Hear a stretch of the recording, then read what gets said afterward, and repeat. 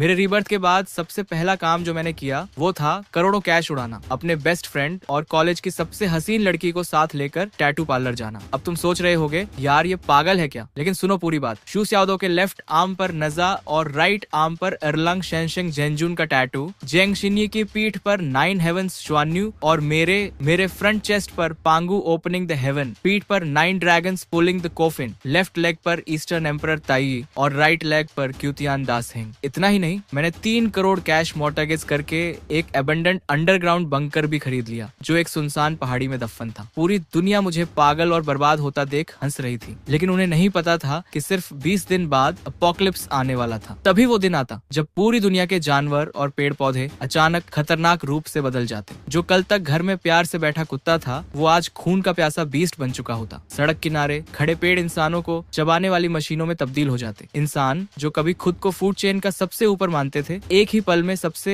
नीचे गिर जाते। और इस तबाही में सिर्फ वही बच सकते थे जिनके बॉडी पर ये स्पेशल टैटूज थे, क्योंकि सिर्फ उन्हीं में टोटम की अलौकिक शक्ति जागती। रेड मून उगने में अभी पूरे 20 दिन बाकी थे और मैंने एक पल भी बर्बाद नहीं किया। तुरंत अपने लॉयर को कॉल किया। जंग वकील साहब, मैंने बिना किसी हेजिटेशन के कहा मेरे नाम की जो भी प्रॉपर्टी है, स्टॉक्स हो, हाउसेज हो, लग्जरी कार्स हो, सब कुछ आज ही इंटरनेशनल अंडरग्राउंड मनी लेंडर्स के पास मॉर्गेज कर दो। हाँ, सब कुछ। मुझे सिर्फ कैश चाहिए, चाहे 30% की प्राइस पर बेचना पड़े। मुझे 24 घंटे के अंदर 3 करोड़ रुपए अपने अकाउंट में चाहिए। कॉल काटते ही मैंने 2 और नंबर्स डायल किए। आधे घंटे के अंदर जियांगजो सिटी का सबसे secret underground tattoo parlour Ghost Blade, और वहां थे मेरे बेस्ट फ्रेंड शू शाओदाओ और जियांगजो यूनिवर्सिटी की legendary ice cold beauty Jiang Xinyi. दोनों के चेहरे पर शौक साफ झलक रहा था, जैसे मैंने उन्हें किसी दूसरी दुनिया में खींच लाया हो। फोर्स भाई, तू पागल हो गया है क्या? शाओदाओ चिल्लाया। पूरी प्रॉपर्टी गिरवी रख दी सिर्फ टैटू करवाने के लिए? जियांग शिन्ये की ठंडी आंखें मुंह पर टिकी थी। छिनली, तू आखिर कर क्या रहा है? अगर जाओ यूचिंग के साथ ब्रेकअप की वजह से तू खुद को तकलीफ देना चाहता है तो ये कोई तरीका नहीं है। मैंने दोनों को देखा और इस बार मेरी आवाज में एक अजीब सी गंभीरता थी जो शायद उन्होंने पहले कभी नहीं सुनी थी। शिनी, शाओदाओ, अभी एक्सप्लेन करने का वक्त नहीं है, बस इतना बताओ, क्या तुम मुझ पर ट्रस्ट करते हो? दोनों ने मेरी आंखों में देखा और वो जो चेहरा उन्हें दिखा वो उनका जाना पहचाना यार नहीं था, ये कोई और ही था। कुछ सोचकर दांत भींचते हुए दोनों ने सिर हिलाया। मैंने घूमकर पार्लर के उस बुजुर्ग मास्टर को देखा जिनका चेहरा जिंदगी की तमाम कहानियां बयां करता था। 1 लाख वाला बैंक कार्ड थकाक से टेबल पर रखा। उस्ताद, एक बड़ा काम है। मैंने शाओदाओ की तरफ इशारा किया। इस भाई के लेफ्ट आर्म पर नेजा और राइट आर्म पर एरलंग शेंशेंग जेंजुन। फिर जियांग शिन्ये की तरफ मुड़ा और इनकी पूरी पीठ पर 9 हेवंस शुआन्नु। जियांग शिन्ये की ठंडी आंखों में एक हल्की सी हलचल आई। क्विन लाई, मैंने तुझे ये डिसाइड करने का हक कब दिया? मेरी आवाज थोड़ी धीमी हो गई, लेकिन उसमें एक दर्द था जो सिर्फ मुझे पता था। इस जन्म में मैं तुझे मरने नहीं दूंगा। जियांग शिन्ये का चेहरा एक पल के लिए फ्रीज हो गया। उसे समझ नहीं आया कि मैं क्या कह रहा हूँ, लेकिन मुझे याद था पिछले जन्म में शिन्ये मुझे बचाने के लिए एक म्यूटेटेड बोर के पीछे गया था और जब मैंने उसे ढूंढा तो बस आधा ब्लडी बॉडी मिला था। इस बार कसम खाता हूँ ऐसा नहीं होगा। घोस्ट ब्लेड के उस्ताद ने एक पल के लिए मुझे घूरा, फिर कार्ड उठा लिया। ठीक है, तुझसे क्या चाहिए? मैंने शर्ट उतारी। मेरे चेस्ट पर पंगू ओपनिंग द हेवंस, पीठ पर 9 dragons pulling the coffin, left leg पर ईस्टर्न एम्परर ताई, राइट लेग पर क्यूतियान दास हेंग। धड़ाम, उस्ताद के हाथ से टैटू मशीन गिर पड़ी। वो मुझे ऐसे देख रहे थे जैसे किसी पागल को देख रहे हो। बच्चे, तुझे जीना नहीं है क्या? पैंगू का टैटू तो पहले से एक फॉरबिडन डेस्टिनी है और तू 9 ड्रैगन्स पुलिंग द कॉफिन भी करवाना चाहता है? वो कोई साधारण टोटम नहीं है, वो तो सभी जीवों को नष्ट करने वाला फॉरबिडन कर्स डिजाइन है। मैंने एक ठंडी हंसी दी। पैसे बढ़ाता हूँ, 1 लाख नहीं 1 करोड़। तुम पर्सनली नीडल थामोगे, बाकी 3 डिसाइपल्स हेल्प करेंगे और 7 दिन में काम पूरा होगा। 7 दिन? उस्ताद की आंखें फट गईं। इतने बड़े डिजाइन 7 दिन में इम्पॉसिबल है। मैंने अपनी जेब से एक लिस्ट निकाली और टेबल पर फेंकी। Military grade healing gel, bio repair patches, imported pain killers, dry ink accelerators, सब कुछ मैंने अरेंज कर लिया है। तुम बस नीडल चलाओ। फिर रुककर बोला, जान मेरी, मैं खुद संभाल लूंगा। उस्ताद ने मुझे देर तक देखा। एक लंबी चुप्पी, फिर उन्होंने झुककर मशीन उठाई और उनकी आवाज में एक अजीब सा सम्मान था। पूरी जिंदगी टैटू किए, लेकिन तेरे जैसा पागल पहली बार देखा। ठीक है, घोस्ट ब्लेड ये काम लेता है। 3 दिन बाद जियांगजो सिटी से दूर पहाड़ियों के बीच छिपा वो अबैंडन्ड अंडरग्राउंड बेस जिसका कोड नेम था ब्लैक रॉक। ऊपर से देखो तो लगे कोल्ड वॉर एरा का एक पुराना बंकर, बाद में हेवी क्रिमिनल्स की जेल बना दिया गया था। लेकिन मुझे पता था इसकी असली पहचान ये एक पुराने जमाने का अंडरग्राउंड कमांड सेंटर था। स्ट्रक्चर इंटैक्ट था, एनर्जी वेल्स थे, वेंटिलेशन सिस्टम था, वाटर स्टोरेज था। मुझे स्क्रैच से कुछ बनाना नहीं था, बस इसे रीबूट करना था, रीइंफोर्स करना था और वेपन सिस्टम्स ऐड करने थे। इन 3 दिनों में मैं पर्सनली सिर्फ एक बार ब्लैक रॉक गया, कॉन्ट्रैक्ट साइन करने, स्ट्रक्चर वेरीफाई करने, एनर्जी वेल्स और वेंटिलेशन चेक करने। बाकी सब काम लॉयर्स और कंस्ट्रक्शन टीम्स को सौंप दिया। असली वक्त तो इन फॉरबिडन टैटूज में जा रहा था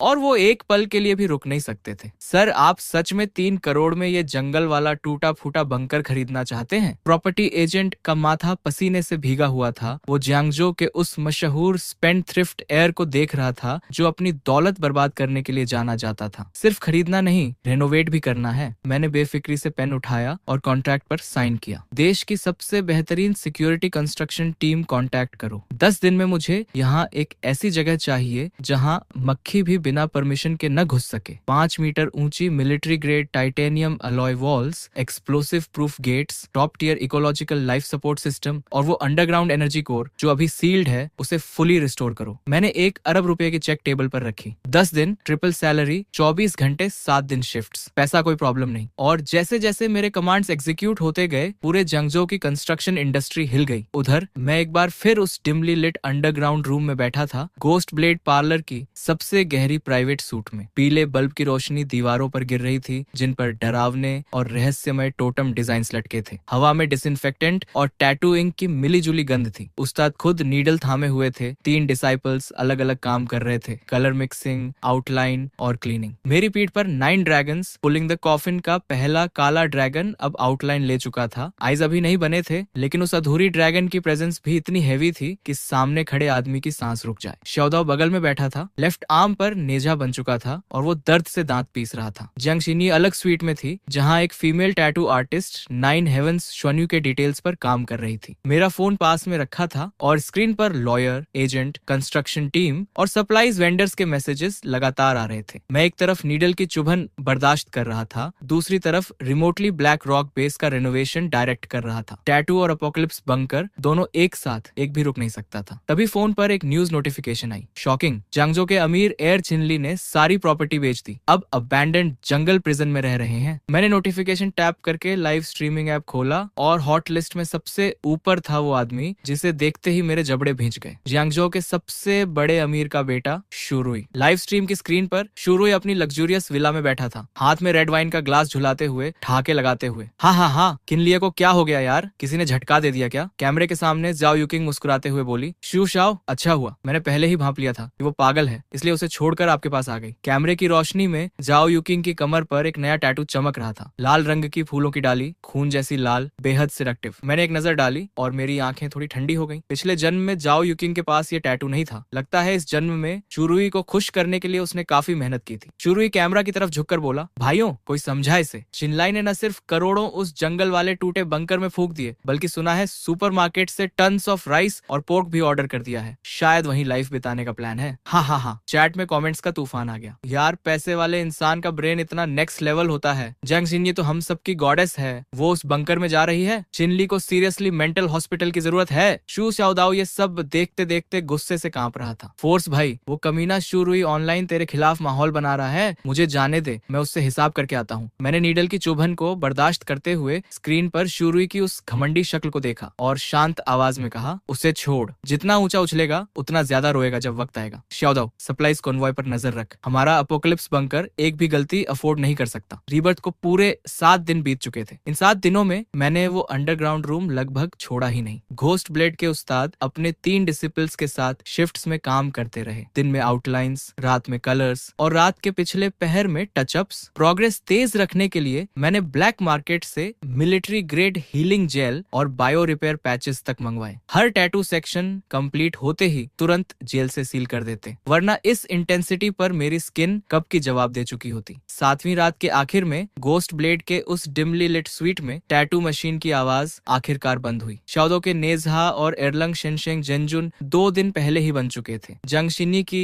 9 हेवंस श्वन्यू कल रात पूरी हुई थी और अब मेरे बॉडी पर 4 फॉरबिडन टोटम्स फाइनली कंप्लीट थे। चेस्ट पर पेंगू ओपनिंग द हेवंस, पीठ पर 9 dragons pulling the coffin, left leg पर ईस्टर्न एम्परर ताई, राइट लेग पर क्यूतियान दाशिंग। उस्ताद ने ग्लव्स उतारे और लंबी सांस ली। हो गया केनशाओ, पूरी जिंदगी टैटू की, लेकिन इतना बड़ा काम पहली बार किया। पंगू, 9 ड्रैगन्स, ईस्टर्न एम्परर, क्यूतियान डशिंग, ये सेट पूरे जांगजो टैटू सर्किट में कोई नहीं बना सकता। यहाँ तक कि घोस्ट ब्लेड से बेहतर होने का दावा भी कोई नहीं कर सकता। मैं चेयर से उठकर मिरर के सामने खड़ा हो गया। 4 फॉरबिडन टोटम्स मेरी चेस्ट, पीठ और दोनों लेग्स पर उभरे हुए थे। हर लाइन शार्प थी, एंशिएंट थी, हेवी थी। लेकिन सबसे ज्यादा जो नजर खींच रहा था वो था पीठ पर 9 ड्रैगन्स पुलिंग द कॉफिन। 9 काले ड्रैगन्स रीढ़ के दोनों तरफ से उठते हुए, स्केल्स लेयर अपॉन लेयर, और 9 ड्रैगन्स टेल्स मेरी पीठ के बीचों बीच मिलकर एक एंशिएंट ब्लैक कॉफिन को खींच रहे थे। उस कॉफिन पर क्रिम्सन चेन्स लिपटी हुई थी, और भले ही वो सिर्फ इंक था स्किन पर, लेकिन उसे निकलने वाला प्रेशर रियल था। शाओदो मेरे इर्द गिर्द घूमा और घबराकर थूक निकली। फोर्स भाई, ये तो बहुत ही डेंजरस लग रहा है। अगर मैंने खुद बनते हुए न देखा होता तो मुझे लगता रात को ये खुद ब खुद हिलने लगेंगे। मैंने शर्ट पहनकर इन्हें ढक लिया। अभी ये सिर्फ टैटूज हैं, जब रेड मून आएगा तब ये सच में जागेंगे। शाओडाओ रुक गया। Red moon? मैंने एक्सप्लेन नहीं किया, बस फोन उठाया और टाइम देखा। रेड मून आने में अब सिर्फ 12 दिन बचे थे। चलो ब्लैक रॉक बेस देखने का वक्त आ गया। 2 घंटे बाद हम जियांगजो से दूर उन पहाड़ियों में थे। ब्लैक रॉक अंडरग्राउंड बेस की इनिशियल रेनोवेशन कंप्लीट हो चुकी थी। Underground ventilation system, energy core, ecological life support सब रिबूट हो चुका था। अगले 12 दिन मैंने एक पल चैन नहीं लिया। दिन में ब्लैक रॉक के फाइनल कंस्ट्रक्शन पर्सनली सुपरवाइज किया। रात में रिबर्थ की इनर पावर से चारों फोर्बिडन टोटम्स के बैकलैश को दबाता रहा। एक के बाद एक ट्रक्स बेस में सप्लाईज लाते रहे। Rice, floor, frozen meat, canned food, drinking water, medical supplies, diesel, heavy of road vehicles, backup generators, military grade protective gear, जो भी सर्वाइवल रिसोर्स मिल सकता था सब खरीद लिया, सब अंदर भेज दिया। बाहर की दुनिया को लग रहा था मैं पागल हो गया हूँ, लेकिन सिर्फ मुझे पता था कि सिविलाइजेशन के पास कितना कम वक्त बचा है। रेड मून से एक रात पहले आखिरी सप्लाईज का कॉन्वॉय ब्लैक रॉक में एंटर हुआ। 3 underground floors, rice, flour, water, canned goods, frozen meat, medicine,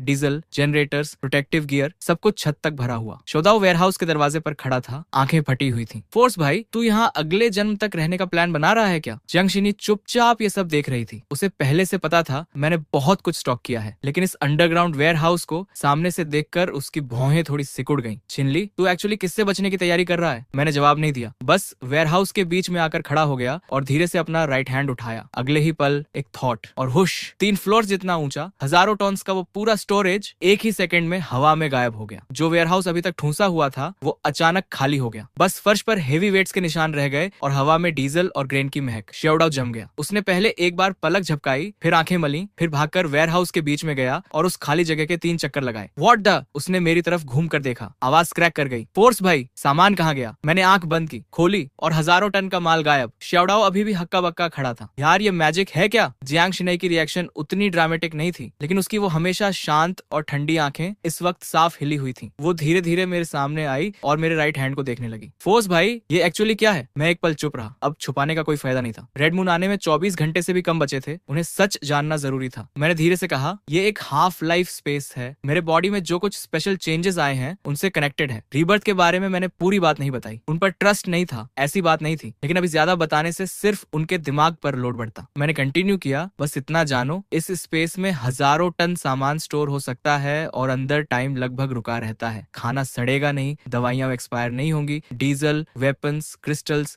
सब कुछ इंडेफिनेटली सेफ रहेगा। शाओडाओ का मुंह खुला का खुला रह गया। तो तूने इतना सब स्टॉक इसलिए किया था, वेयरहाउस में रखने के लिए नहीं, बल्कि खुद के साथ कैरी करने के लिए? हाँ। फोर्स भाई, तूने हमसे और क्या छुपाया है? मैंने एक गहरी सांस ली। कल रात रेड मून आएगा। कुछ पल की चुप्पी। Red moon? कल रात 12 बजे आसमान का चांद ब्लड रेड हो जाएगा। उसके बाद जमीन से काला कोहरा उठेगा और पूरी दुनिया में फैल जाएगा। हर जानवर, हर पौधा, सब कुछ वायलेंटली म्यूटेट हो जाएगा। घर के पेट डॉग्स और कैट्स इंसानों को खाने वाले मॉन्स्टर्स बन जाएंगे। पेड़ पौधे जिंदा इंसानों को निगल लेंगे। कुछ ही घंटों में सिटीज में केओस फैल जाएगा और एक ही रात में ह्यूमन सिविलाइजेशन का नामो निशान मिट जाएगा। वेयरहाउस में मौत जैसी खामोशी छा गई। शाओडाओ के होंठ हिले, लेकिन इस बार उसने कोई जोक नहीं किया, क्योंकि अभी अभी उसने हजारों टन्स का सामान हवा में गायब होते देखा था और उसकी सारी कॉमन सेंस पहले ही धराशायी हो चुकी थी। जियांग शिनी ने भी कोई आर्ग्यूमेंट नहीं दिया, बस मुझे एक तक देखता रहा। प्रूफ? अभी तुमने जो देखा वो एक प्रूफ था, और दूसरा तुम्हारे बॉडी पर जो टैटूज हैं। जियांग शिनी ने इंस्टिंक्टिवली अपनी पीठ की तरफ देखा। मैंने आगे कहा, रेड मून की एनर्जी इंसानों के टैटूज को एक्टिवेट करेगी, और वो सिर्फ इंक नहीं रहेंगे, बल्कि रियल टोटेम मैनिफेस्टेशंस बन जाएंगे। नॉर्मल डिजाइन से सिर्फ बेसिक फिजिकल एनहांसमेंट होगी। फियर्स बीस्ट डिजाइन से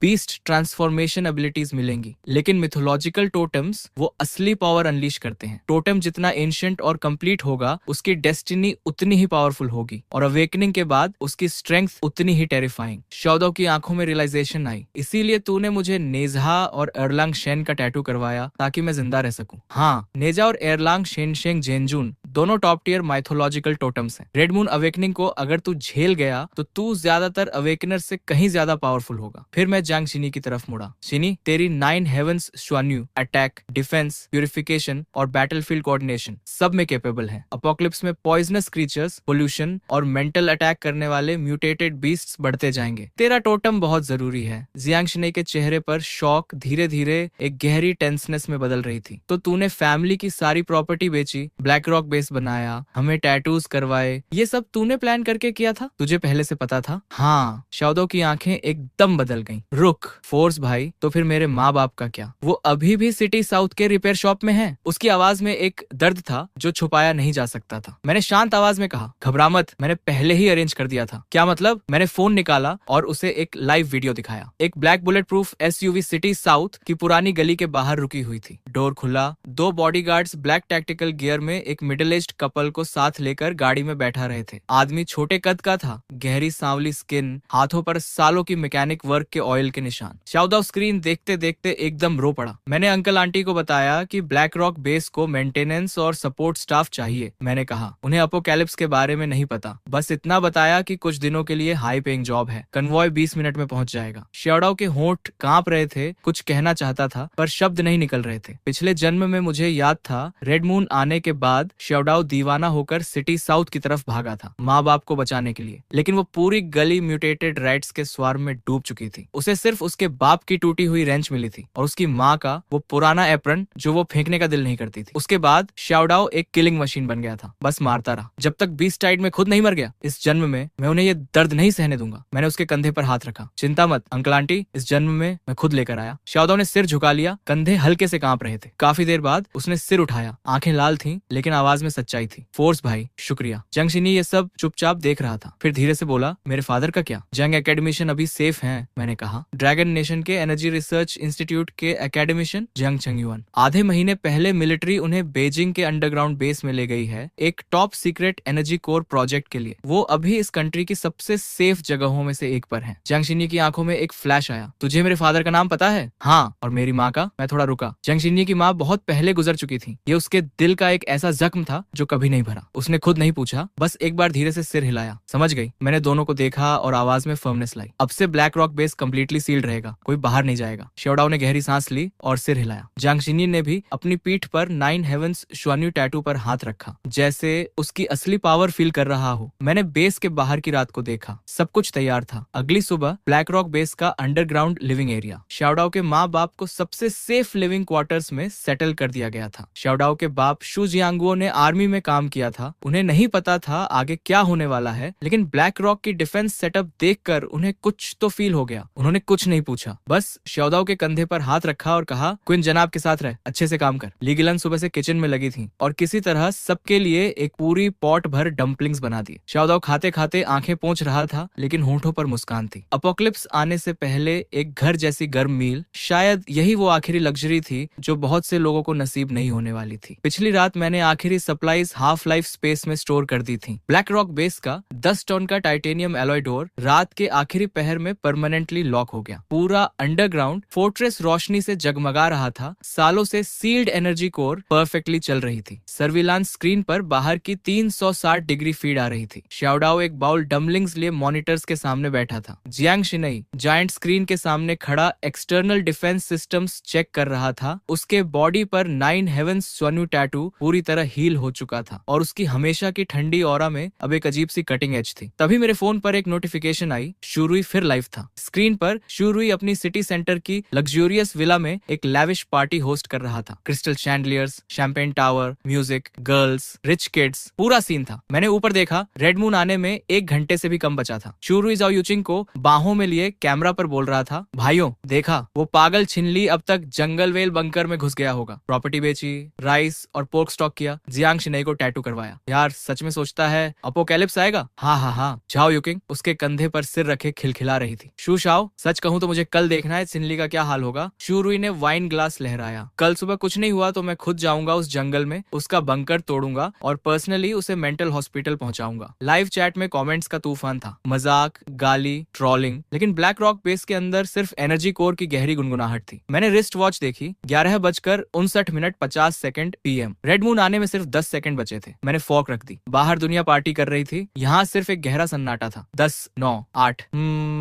एक ऐसी गहरी आवाज जैसे किसी एंशिएंट चीज ने लंबी नींद से आंखें खोली हों और पूरी अर्थ एक बार कांप गई। लाइव स्ट्रीम पर शुरुई का ठहाका अचानक रुक गया। उसकी विला की फ्लोर टू सीलिंग विंडोज के बाहर वो चमकता हुआ सफेद चांद एक ही पल में ब्लड रेड हो गया, जैसे किसी खून में डूबी आंख इंसानों को घूर रही हो। और फिर जमीन से काला घना कोहरा फूट पड़ा और पूरे जियांगजो को निगल गया। ये क्या है? चांद चांद सच में लाल हो गया। लाइव चैट में पैनिक था। तभी जो यूकिंग की गोद में बैठा उनका प्योर ब्रीड टेडी एक ऐसी दहला देने वाली ग्रोल से चिल्लाया जो किसी क्यूट डॉग की नहीं थी। लाखों ऑफ व्यूअर्स की आंखों के सामने उस टेडी का बॉडी बैलून की तरह फूलने लगा। पूरे बॉडी पर ब्लैक बोन स्पाइक्स उगे, आंखें क्रिम्सन हो गईं और उस बड़े होते मुंह में रेजर शार्प फैंग्स की रोज दिखी। वो म्यूटेटेड बीस्ट जाओ यूकिंग पर झपटा। क्लॉज ने उसका शोल्डर फाड़ दिया और वो धड़ाम से गिरी। कैमरा हिल गया। स्क्रीम्स ने कान फाड़ दिए। शू शाओ, बचाओ मुझे। जो यूचिंग का चेहरा सफेद पड़ गया था। हाथ शू रुई की तरफ था, लेकिन शू रॉय, वो जो 2 मिनट पहले इतना ब्रेव था, डर के मारे पागल हो गया था। हट, मत आ मेरे पास। उसने लिटरली जाओ यूकिंग का हाथ ठोकर मारकर हटाया और दूसरी फ्लोर की तरफ भागा। जाओ यूचिंग फर्श पर थी, शोल्डर से ब्लड आ रहा था, कांप रही थी। शू रुई, बचाओ मुझे। लेकिन जवाब में सिर्फ उसके भागते कदमों की आवाज थी। वो म्यूटेटेड टेडी फिर उसकी तरफ बढ़ा और तभी जाओ यूकिंग की कमर पर वो रेड स्पाइडर लिली टैटू अचानक एक ईरी ब्लड रेड ग्लो से जल उठा। उसके नीचे की जमीन से फैंटम रेड पेटल्स खिलने लगे। हवा में एक कोल्ड स्वीट सी सेंट फैली। वो म्यूटेटेड बीस्ट रुक गया, जैसे उसने कोई एक्सट्रीमली डेंजरस सिग्नल सूंघ लिया हो। उसकी क्रिम्सन आंखों में एक पल के लिए डर था। जाओ यूकिंग ने धीरे से सिर उठाया। उसकी आंखों की गहराई में एक blood red flower field reflect हो रही थी, ठंडी, डार्क, अकेली। तुम भी मुझे छोड़ गए? शू रुई जो स्टेयर्स तक पहुंच गया था, ये सुनकर जम गया। उसने पलट कर देखा। जाओ यूकिंग के चारों तरफ स्पाइडर लिलीज चुपचाप खिल रही थी, जैसे वो जिंदा हो। वो फैंटम पेटल्स उस म्यूटेटेड टेडी के चारों पैरों में लिपट गईं। अभी तक जो बीस्ट इतना सैवेज था, अब जमीन पर पड़ा कांप रहा था, जैसे नाइटमेयर में हो। जाओ यूकिंग दीवार पकड़कर उठी। शोल्डर का जख्म उन रेड पैटर्न से ढका जा रहा था। उसके पेल चेहरे पर एक ईरी स्माइल आई। लाइव चैट फट गया। उसने अवेकन किया। उसके बॉडी पर फ्लावर्स खिल रहे हैं। ये कौन सी एबिलिटी है? अगले ही पल screen black. Live stream cut. मैंने अपना डार्क फोन देखा और ठंडी हंसी आई। येलो स्प्रिंग स्पाइडर लिली, वो फ्लावर जो हेल में खिलती है, जहां से कोई रास्ता नहीं। जाओ यूकिंग ने इस जन्म में खुद के लिए बहुत सही डेस्टिनी चुनी। फोर्स भाई, सिटी में पूरा केओस है। शाउडाओ की आवाज कांप रही थी। सर्विलांस स्क्रीन पर सिटी की तबाही दिख रही थी। बाहर मत देखो, अपने आप को संभालो, मैंने तेज आवाज में कहा, क्योंकि उसी पल 100 मीटर जमीन के नीचे से भी रेड मून की एनर्जी हम तक पहुंच रही थी। शाउडाओ और जियांग शिनई एक साथ दर्द में कराहे। वो एनर्जी जैसे बॉइलिंग लावा हो, उनके अंदर घुस रही थी। शाउडो के लेफ्ट आर्म पर नेजा का टैटू आग की लपटों में उठा। राइट आर्म पर अर्लंग शेनशेंग जेनजुन की थर्ड आई जैसे सच में खुल गई। गोल्डन लाइट चारों तरफ। जंग शिनी की पीठ पर 9 हेवंस च्वानु का टोटम डिवाइन फेदर्स में बदल गया और उसे लिटरली हवा में उठा लिया। उसकी हमेशा की कोल्ड ऑरा अब सेक्रेड और अनटचेबल हो गई थी। वो दोनों अवेकन हो गए थे और मुझ पर जो एनर्जी आ रही थी वो उनसे 10 गुना 100 गुना थी। बूम! मेरी शर्ट फट गई। चेस्ट पर पैंगू का टैटू एक ब्लाइंडिंग डार्क गोल्ड लाइट में ब्लास्ट हुआ। एक एंशिएंट प्राइमोडियल फोर्स जैसे जो हर चीज से पहले थी, मुझसे शुरू होकर हर दिशा में फट पड़ी। और फिर पीठ में एक टीयरिंग पेन रोर। 9 गहरी ड्रैगन रोर्स पूरे बंकर में गूंजी। 9 ड्रैगन्स पुलिंग द कॉफिन। जाग गया। 9 काले ड्रैगन शैडोज मेरी पीठ से बाहर आए, विशाल ठंडे स्केल्स वाले। 9 क्रिम्सन आईज एक साथ खुले। वो एक एंशिएंट ब्लैक कॉफिन खींच रहे थे जो मेरे पीछे हवा में था। उस कॉफिन की क्रिम्सन चेन्स टाइट हो गईं और जो फॉरबिडन प्रेशर उससे निकली, उसने पूरे अंडरग्राउंड फोर्ट्रेस को एक पल के लिए दबा दिया। शाउडो कुछ स्टेप्स पीछे हट गया। फेस पेल। जंगशिनी की 9 हेवंस च्वानु की डिवाइन फॉर्म भी एक पल कांपी, जैसे इंस्टिंक्टिवली थ्रेट फील किया हो। लेफ्ट लेग पर ईस्टर्न एम्परर तैयी सोलर फ्लेम्स में जल उठा, जैसे जो फायर सारे यूनिवर्स को जला सके। राइट लेग पर क्यूतियान दासेंग का शैडो एक्सप्लोड हुआ, डॉ जान जिन शेन, जिसे कोई भी फोर्स नहीं तोड़ सकती। चारों सुप्रीम टोटम्स एक साथ जाग गए, लेकिन मैंने तुरंत उन्हें फोर्स से दबाया। चारों फॉरबिडन टोटम्स एक साथ फुली ओपन करना अभी मेरे बस की बात नहीं थी। Pangu pure strength. 9 dragons suppression और annihilation. Eastern emperor flames. Qitian Dasheng battle body. हर बार सिर्फ एक। तभी टाइटेनियम अलॉय गेट पर जोरदार धमाके। सर्वेलेंस स्क्रीन पर जंगल के म्यूटेटेड वाइल्ड बोर्स और म्यूटेटेड वुल्फ्स लिविंग ह्यूमंस की सेंट पकड़कर गेट से टकरा रहे थे। फोर्स भाई, जंगल के जानवर म्यूटेट हो गए। शाउडो के हाथ में अर्लंगशेन के टोटम से बना 3 ब्लेड स्पीयर था, आंखों में बैटल की आग। मैंने गर्दन घुमाई, हड्डियां थंडर की तरह चटकी। चलो बाहर चलते हैं, देखते हैं ये सो कॉल्ड अपोकलिप्स बीस्ट्स हमारे एपेटाइजर बनने के लायक हैं या नहीं। बंकर का साइड डोर खुला। मैं शर्टलेस था। शाउडाओ और जियांग शिनाई साथ थे। हम बाहर आए। काला कोहरा था चारों तरफ। Dozens of mutated beasts gate से टकरा रहे थे। सबसे आगे 3 मीटर लंबा, पूरे बॉडी पर ब्लैक स्केल्स वाला म्यूटेटेड वाइल्ड बॉयर किंग। हर एक टक्कर में जमीन कांपती थी। हमें देखते ही पूरा पैक रुक गया। क्रिम्सन आइज हम पर लॉक हो गई। रोरार बॉयर किंग ने एक दहाड़ लगाई और हेवी टैंक की तरह मेरी तरफ दौड़ा। फोर्स भाई, ये फर्स्ट ईयर पीक बीस्ट है, जरा संभल। शाउडाओ आगे बढ़ने लगा। पीछे मैंने ठंडे दो शब्द कहे और अपनी जगह से 1 इंच नहीं हिला। जिस पल वो म्यूटेटेड बॉर किंग का भाला जैसा दांत मेरी चेस्ट को चीरने वाला था, मैं हिला। कोई फैंसी मूव नहीं, कोई डॉज नहीं, बस राइट हैंड उठाया, मुट्ठी बंद की। मन में एक ही आवाज, पंगू जिली। चेस्ट पर पंगू का टोटम एक डार्क गोल्ड रोशनी में जल उठा। एक धुंधली सी एंशिएंट जायंट की परछाई मेरी मुट्ठी पर जमा हुई और मैंने वो मुट्ठी उस बॉर किंग की खोपड़ी पर दे मारी। धड़ाम। हवा इतनी जबरदस्त फोर्स से कंप्रेस हुई कि एक तेज सोनिक बूम गूंजा। मेरी मुट्ठी उस खोपड़ी पर ऐसे लगी जैसे पत्थर पर घन पड़े। एक गहरी डार्क एनर्जी उसकी हड्डियों के पार घुस गई और अंदर की हर जीवन शक्ति को एक झटके में चूर कर दिया। वो बीस्ट जिसका वजन टन में था, एक चीख भी नहीं निकली उससे और एक ढेर की तरह मेरे पांव के नीचे आ गिरा। एक मुट्ठी। First year peak beast king खत्म। उसी पल मेरी पीठ से 9 गहरी ड्रैगन रोर्स उठी। 9 ड्रैगन्स पुलिंग द कोफिन की परछाई मेरे पीछे उभरी। 9 काले ड्रैगन्स की क्रिम्सन आंखें एक साथ खुली। वो एंशिएंट ब्लैक कोफिन हवा में था। 9 अजगर दबाओ, मेरी आवाज गिरी और उस ब्लैक कोफिन से एक ऐसा फॉरबिडन प्रेशर निकला जो जैसे किसी अधेरी डीप अबिस से आ रहा हो। वो प्रेशर पूरे जंगल पर छा गया। जितने भी लोअर टियर म्यूटेटेड बीस्ट थे, उनके पास रेजिस्ट करने का मौका भी नहीं मिला। सीधे जमीन पर दब गए, हड्डियां चरमराने लगीं। 10 सेकंड्स, डजन्स ऑफ बीस्ट्स, सब खत्म। श्योडो का मुंह खुला का खुला रह गया। फोर्स भाई, ये तो बहुत ज्यादा ही गजब है। चियांग शिनई की ठंडी आंखों में भी एक हल्का सा झटका था। मैंने कुछ एक्सप्लेन नहीं किया, बस आगे बढ़ा। म्यूटेटेड बोर किंग की खोपड़ी काटी और अंदर से एक अंगूठे के नाखून जितना क्रिस्टल निकला जो हल्की लाल रोशनी छोड़ रहा था। मेरे हाथ की हथेली पर रखा और मुस्कुराया। अपोक्लिप्स की सबसे जरूरी करेंसी क्रिस्टल कोर, पहली कमाई, हाथ में। उसे हाफ लाइफ स्पेस में डालते ही मुझे फील हुआ वो स्पेस एक हल्की सी ट्रेमर के साथ थोड़ा सा बड़ा हो गया। पिछले जन्म में इंसानों को जल्द ही पता चल गया था कि ये क्रिस्टल कोर्स सिर्फ अवेकनर्स की पावर नहीं बढ़ाती, टोटम्स, वेपन्स, स्पेशल स्पेसेस सबको फ्यूल करती हैं। अपोक्लिप्स के आखिरी दौर में तो ये सोने और पैसों से भी ज्यादा वैल्यूबल हो गई थी। मैंने श्योडो की तरफ देखा। इन सभी बीस्ट्स के क्रिस्टल कोर्स निकाल, मांस भी बर्बाद मत करो, प्यूरिफाई करके स्टोर होगा। श्योडो की आंखें चमकी। भाई, ये तो मजेदार काम है। तभी पास की पहाड़ी सड़क पर आवाजें आई, भागते कदम, घबराई चीखें, बचाओ, कोई बचाओ। 10-12 मर्द थे, धूल और घबराहट में लिपटे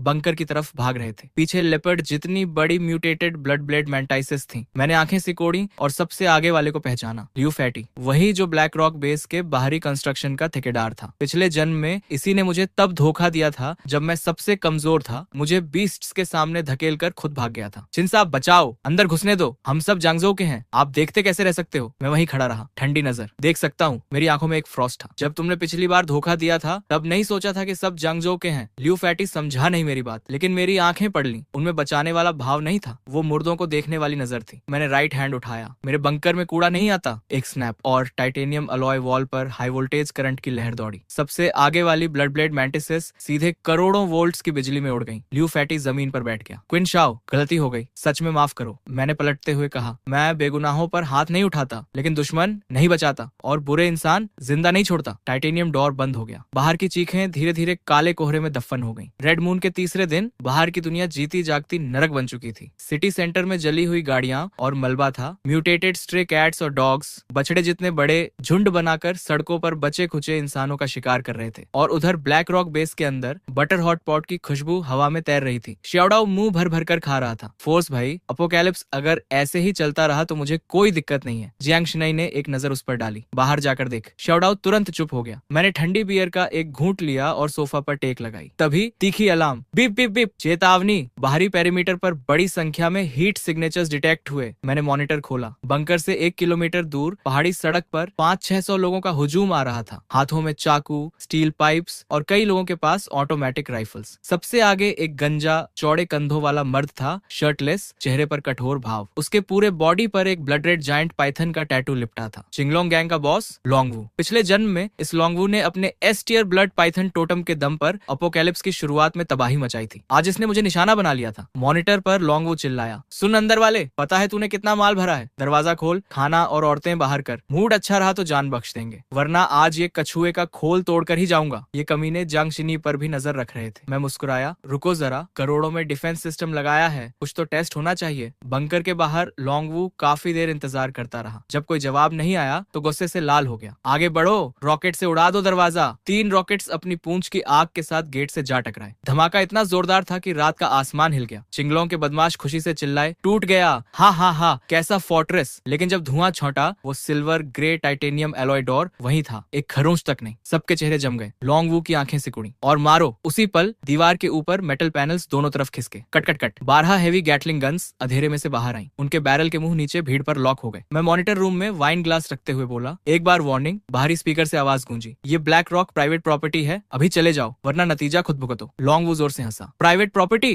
अरे मैं ही कानून हूँ, अभी छट जाओ सब। मैंने ग्लास रखा, खोलो। धड़ाधड़ 12 गैटलिंग्स एक साथ गरजी। Large calibre armour piercing rounds की एक बारिश उस पहाड़ी रास्ते पर बरसी। आधे मिनट में चिंगलोंग के 200 से ज्यादा बदमाश जमीन पर थे। बाकी जो बचे उल्टे पांव भागे। मैं मॉनिटर स्क्रीन पर बेभाव बैठा था। कुछ लोग बचाए जाने के लायक नहीं होते। रुकने का बटन दबाया। बंकर के बाहर जो 500-600 का हुजूम था अब आधे से भी कम थे। माँ की आंख, तेरी खाल उधेड़ूंगा। लॉन्गवू लहूलुहान होकर भी उठा। उसके पूरे बॉडी पर ब्लड रेड स्केल्स उभर आई थी। एस्टियर ब्लड पाइथन अवेकनर। उसकी लाइफ फोर्स और डिफेंस इंसानों से कहीं ज्यादा थी। नॉर्मल फायर पावर से वो सच में नहीं मरता। टनल्स खोदो, आज इन्हें अंदर से नहीं निकाला तो मैं इंसान नहीं। कुछ पैंगलिन टैटू वाले अवेकनर्स ने तुरंत जमीन खोदना शुरू कर दिया। मैं उठा, ठंडी नजर से मॉनिटर देखा। अपनी मौत खुद बुला रहा है। मैंने शौदाव और जांगशिनी की तरफ देखा। तुम दोनों यहाँ रहो, मैं जाकर ये कूड़ा साफ करता हूँ। टाइटेनियम डोर खुला। मैं अकेला बाहर निकला। लॉन्गवू की नजर मुझ पर पड़ी और वो जहरीली मुस्कुराहट से बोला, अकेले निकला मरने? उसके पीछे 200 बचे हुए बदमाश थे। हथियार उठाए, जोश में आकर दौड़ पड़े। मैं रुका, लेफ्ट लेग धीरे धीरे उठाई। ईस्टर्न एम्परर ताई का टोटम एक ब्लाइंडिंग डार्क गोल्ड ग्लो में जल उठा और एक ऐसी हीट निकली जो जैसे पूरे यूनिवर्स को जला सके। सूरज की असली आग। मैंने पांव जमीन पर मारा। धमाका। सुनहरी आग की लहर एक समुद्र की तरह चारों तरफ फैल गई। सबसे आगे वाले दर्जनों बदमाश उस गोल्डन फायर से टकराते ही हवा में उड़ गए। जमीन जलकर काली हो गई। लोहे के हथियार पिघलकर पानी बन गए। वो गर्मी इतनी थी कि बाकी सब पागलों की तरह पीछे भागने लगे। मेरे पास आने का साहस किसी में नहीं था। एक बार 200 बदमाश बिखर गए। सिर्फ लॉन्गवू अकेला खड़ा था। टांगे कांप रही थी। वो ढप से घुटनों पर गिरा। ये नामुमकिन है। मैं एस्टियर हूँ, मैं तुझसे नहीं हार सकता। मैं उसकी तरफ धीरे धीरे बढ़ा। अब डर लगा, बहुत देर हो गई। लॉन्गवू जमीन पर था। मेरी हर कदम के साथ उसकी हिम्मत टूट रही थी। नहीं हो सकता। मैं एस्टियर अवेकनर हूँ। मैं तुझ जैसे किसी से नहीं हार सकता। लॉन्गवू की आंखों में एक पागलपन भरी हिंसा चमकी। उसने अपनी जुबान काटी। खून की एक धार सीधे उसके चेस्ट पर बने ब्लड पाइथन के टैटू पर गिरी। एक ऐसी दहाड़ निकली जो किसी इंसान की नहीं थी और फिर उसका पूरा जिस्म बदलने लगा। हड्डियां टूटने और जुड़ने की आवाजें, खाल पर तराजू उगते हुए। देखते देखते लॉन्गवू एक 20 मीटर लंबे पानी की टंकी जितने मोटे खौनी अजगर में बदल गया। एस श्रेणी का टोटम पूर्ण रूप से जागृत। तुझे निगल जाऊंगा। उस ब्लड पाइथन ने एक कार को पूरा निगल सकने वाला मुंह खोला और मेरी तरफ झपटा। जमीन के पत्थर भी उस हवा में खिंचकर उसके मुंह में जा रहे थे। मैंने हल्की सी हंसी छोड़ी। बड़े होने से क्या होता है। मैंने दायां पांव आगे रखा। दाहिनी टांग पर क्यूटियान दासिंग का टोटम सुनहरी रोशनी से जल उठा। एक ऐसा अदम्य युद्ध भाव जो आसमान को भी दबा दे। अगले ही पल मेरे पूरे जिस्म पर सुनहरी रोशनी की एक परत छा गई। हड्डियां गड़गड़ाने लगी और मेरे पीछे सोने के कवच में, सोने के मुकुट में एक युद्ध वानर की विशाल परछाई उभरी। उन सुनहरी आंखों के खुलते ही लगा जैसे पूरे आसमान का काला कोहरा एक पल को फट गया। वो ब्लड पाइथन मुझ पर झपटा, लेकिन मैं पीछे नहीं हटा बल्कि सीधे उसकी तरफ तोप के गोले की तरह उड़ा। धमाक। मेरा एक पांव सीधे उसकी निचली ठुड्डी पर पड़ा और उसका विशाल सिर जबरदस्ती पीछे की तरफ झुक गया। उसने दर्द में जोर से हिस्सा। पूरा जिस्म पागलों की तरह पलटने लगा मुझे झटकने के लिए, लेकिन मैं उसके सिर पर ऐसे खड़ा था जैसे पहाड़ में जड़ें उगाई हों। 1 इंच भी नहीं हिला। तब उसने अपनी विशाल पूंछ घुमाई। जिस रास्ते से वो पूंछ गुजरी, पत्थर और पेड़ सब चकनाचूर हो गए। मैंने दायां हाथ उठाया। पीछे खड़े क्यूटियान दासें की परछाई ने भी हाथ उठाया और हवा में सुनहरी युद्ध ऊर्जा से एक लंबा डंडा घनीभूत होने लगा। उस पर पुरानी नक्काशी उभरती गई जैसे रुई झिंगुबांग खुद प्रकट हो रहा हो। जैसे ही मेरी मुट्ठी उस डंडे पर बंद हुई, एक अनवरोध युद्ध भाव पूरे जिस्म में दौड़ गया। झेलिए। मैंने एक ही झटके में डंडा उस पूंछ पर दे मारा। धमाका। हवा फट गई। उस टकराव की लहर जंगल में तूफान की तरह फैली। जो पूंछ बख्तरबंद गाड़ियों को तोड़ सकती थी, उस पर इस एक वार से तराजू टूट गए और वो पूंछ उल्टी उड़ गई। उस ब्लड पाइथन की आंखों में पहली बार असली डर आया। नामुमकिन। मैं इस श्रेणी का ब्लड पाइथन हूँ, तू मुझे कैसे दबा सकता है? मैं उसके सिर पर खड़ा ऊपर से नीचे देखते हुए बोला, क्योंकि तेरी तथाकथित एस श्रेणी निषिद्ध टोमेट के सामने कुछ भी नहीं। बात खत्म होते ही मैंने दोनों हाथों से वो डंडा ऊपर उठाया। पीछे की क्यूतियान दासें की परछाई भी एकदम से बढ़ने लगी। 10 मीटर, 30 मीटर, 50 मीटर और अंत में एक ऐसे विशाल सुनहरे युद्ध वानर की प्रतिमा बन गई जो पहाड़ों के बराबर थी। वो काले कोहरे को पांव तले रौंद रहा था। लाल चांद उसके ऊपर था और उसके हाथ में वो सुनहरा डंडा जैसे पूरे आसमान को थाम रहा हो। अगले पल वो डंडा सीधे ब्लड पाइथन के सबसे कमजोर हिस्से, उसकी 7 इंच पर आ गिरा। डॉजन जेनियाओ। धमाका इतना भीषण था कि पूरा जंगल एक बार उछला। जमीन फट गई। पत्थर आसमान में उड़े। वो विशाल ब्लड पाइथन, जिसे भारी हथियार भी ठीक से नहीं छेद पाते, उस एक वार से सीधे जमीन में धंस गया। उसके तराजू टुकड़े टुकड़े हो गए। वो युद्ध शक्ति उसकी हड्डियों के रास्ते पूरे जिस्म में घुस गई और अंदर की हर जीवन शक्ति को बिखेर दिया। उसकी आंखों की पुतलियां सिकुड़ी। विशाल जिस्म कुछ बार फड़फड़ाया और फिर पूरी तरह जम गया। चारों तरफ का काला कोहरा उस आखिरी वार की ऊर्जा से दूर दूर तक छूट गया। मैंने रुई झिंगुबांग की परछाई को विसर्जित किया और जमीन पर उतर आया। क्यूतियान दाशेंग की महाकाय प्रतिमा धीरे धीरे घुलती गई, बस दाहिनी टांग के टोटेम पर हल्की सुनहरी चमक बची रही। एस श्रेणी का जागृत लोंगवू एक वार में समाप्त। मैंने उंगलियां ब्लेड की तरह इस्तेमाल कर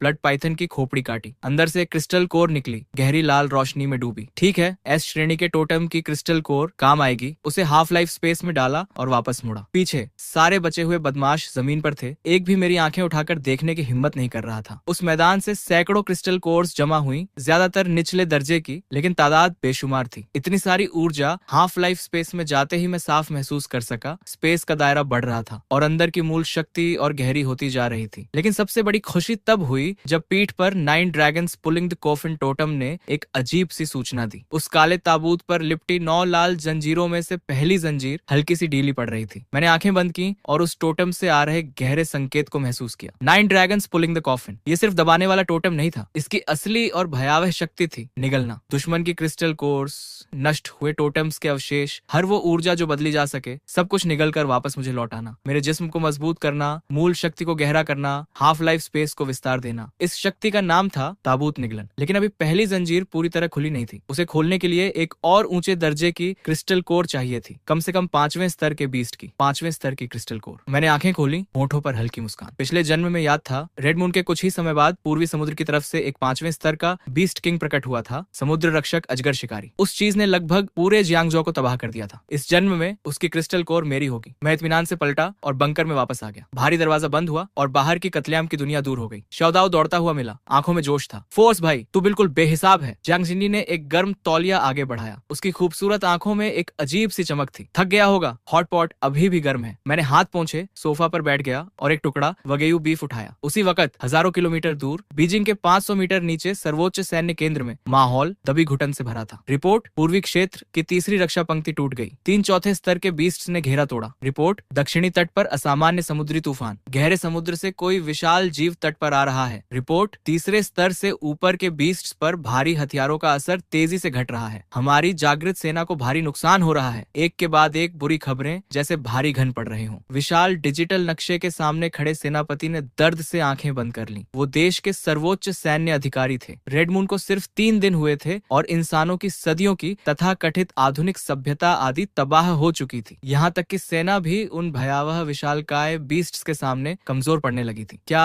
सच में अंत आ गया हमारा? तभी जासूसी और निगरानी का एक अधिकारी एकदम से उठ खड़ा हुआ। सेनापति महोदय, ये देखिए, अभी अभी हाई ऑल्टीट्यूड स्टेल्थ ड्रोन से फुटेज आई है। बड़े स्क्रीन पर तस्वीर खिंच गई। एक टाइटेनियम एलॉय दीवारों से घिरा पहाड़ी किला। किले के बाहर का जंगल जलने और गोलियों से खाली हो चुका था। चिंगलोंग गैंग के बदमाशों की गाड़ियां और हथियार बिखरे पड़े थे और तस्वीर के केंद्र में एक नंगे ऊपरी जिस्म वाला नौजवान अकेला पहाड़ी रास्ते पर खड़ा था। उसके सामने 20 मीटर से भी लंबा, पानी की टंकी जितना मोटा एक भयावह ब्लड पाइथन। गहरे लाल तराजू, पागलपन भरी लंबी जुबान, जंगल में कुंडली मारे जैसे किसी गहरी खाई से निकला दानव। वो एस श्रेणी के जागृत का पूर्ण रूपांतरण है, एक अधिकारी बोला। सेनापति, क्या पास की सेना को भेजे मदद के लिए? बहुत देर हो जाएगी, दूरी बहुत ज्यादा है। लेकिन अगले पल पूरा केंद्र मौत जैसी खामोशी में डूब गया। स्क्रीन पर उस नौजवान की दाहिनी टांग से एक तेज सुनहरी रोशनी फूटी और उसके पीछे एक अदम्य सुनहरे युद्ध वानर की विशाल परछाई उभरी। सोने का कवच, सोने का मुकुट, हाथ में सुनहरा डंडा जो पूरे आकाश को दबाए हुए था। ड्रोन की तस्वीर के जरिए भी सब उस शक्ति की लहर महसूस कर सकते थे। ये कौन सा टोटम है? एक अधिकारी धीरे से बुदबुदाया। किसी के पास जवाब नहीं था, क्योंकि स्क्रीन पर लड़ाई अपने सबसे चौंकाने वाले मोड़ पर पहुंच चुकी थी। वो नौजवान एक कदम में ब्लड पाइथन के सिर पर चढ़ गया, दोनों हाथों से सुनहरा डंडा उठाया और उसके पीछे वो सुनहरी युद्ध प्रतिमा एकदम से बढ़ने लगी। 10 मीटर, 30 मीटर, 50 मीटर और अंत में पहाड़ों के बराबर एक महाकाय सुनहरा युद्ध वानर। अगले पल वो डंडा ब्लड पाइथन की 7 इंच पर आ गिरा। धमाका! ड्रोन की स्क्रीन पर भी सब देख सकते थे। पूरा जंगल कांपा, जमीन फटी, पत्थर उड़े और वो ब्लड पाइथन, जिसे भारी हथियार भी नहीं रोक पाते, एक ही वार में जमीन में धंस गया। उस विशाल ब्लड पाइथन का जिस्म कुछ बार फड़फड़ाया और फिर पूरी तरह जम गया। पूरे सैन्य केंद्र में कब्रिस्तान जैसा सन्नाटा था। कई सेकंड बाद किसी ने मुश्किल से थूक निकली। एक वार में एस श्रेणी के पूर्ण रूपांतरण को खत्म कर दिया। ये कैसे संभव है? वो किस स्तर का जागृत है? लक्ष्य की पहचान हो गई। चिन ली, 22 साल, जियांगजो के चिन समूह का पूर्व उत्तराधिकारी। रेड मून से 20 दिन पहले उसने अचानक सारी संपत्ति बेची, जियांगजो के बाहरी इलाके में ब्लैक रॉक बेस खरीदा और बड़ी मात्रा में सामान जमा किया। साथ ही 2 साथियों को लेकर underground tattoo parlour Ghost blade में 7 दिन लगातार रहा और बड़े टैटूज बनवाए। रेड मून से 1 दिन पहले ब्लैक रॉक बेस में दाखिल हो गया। पूरा केंद्र फिर खामोश हो गया। सब एक ही बात सोच रहे थे। इस चिनली नाम के नौजवान को पहले से पता था कि तबाही आने वाली है और जांच जारी रखो, उसके दोनों साथियों की जानकारी निकालो और तुरंत चिनलाई को सर्वोच्च रणनीतिक लक्ष्य घोषित करो। झंगजो में विशेष दूत भेजो। छिंगलोंग गैंग को तबाह करने के अगले दिन की सुबह मैं बंकर के तापमान नियंत्रित तरणताल में लेटा था, आंखें बंद, अंदर जमा हुई क्रिस्टल कोर की विशाल ऊर्जा को धीरे धीरे पचा रहा था। तभी तीखी अलार्म, फोर्स भाई, फिर कोई मरने आया है। शौदो दौड़ते हुए आया और टैबलेट थमाई। मैंने स्क्रीन देखी और होठों पर एक ठंडी रेखा खींच गई। कुछ दर्जन फटे हाल सस्ते हथियार थामे बदमाश पहाड़ी रास्ते पर चले आ रहे थे और सबसे आगे धूल और थकान में लिपटा पर पहचान में आ गया। जैंगजो के सबसे बड़े अमीर का बेटा शूरुई, मेरा पुराना दुश्मन। रेड मून की रात इसी ने लाइव स्ट्रीम पर मजाक उड़ाया था। अपनी विला में पार्टी कर रहा था। जब उसकी गोद का टेडी म्यूटेट हो गया तो जाओ यूकिंग को धकेलकर खुद भाग गया था, लेकिन उसकी पीठ पर ए श्रेणी के 3 सिर वाले नरक कुत्ते का टोटम था। उसी के दम पर किसी तरह बच निकला था। इन कुछ दिनों में सिटी सेंटर पूरी तरह तबाह हो गया। उसकी विला भी मलबे में बदल गई। दर्जनों अंगरक्षकों को चारे की तरह इस्तेमाल करते हुए वो भागता रहा और उसे पता था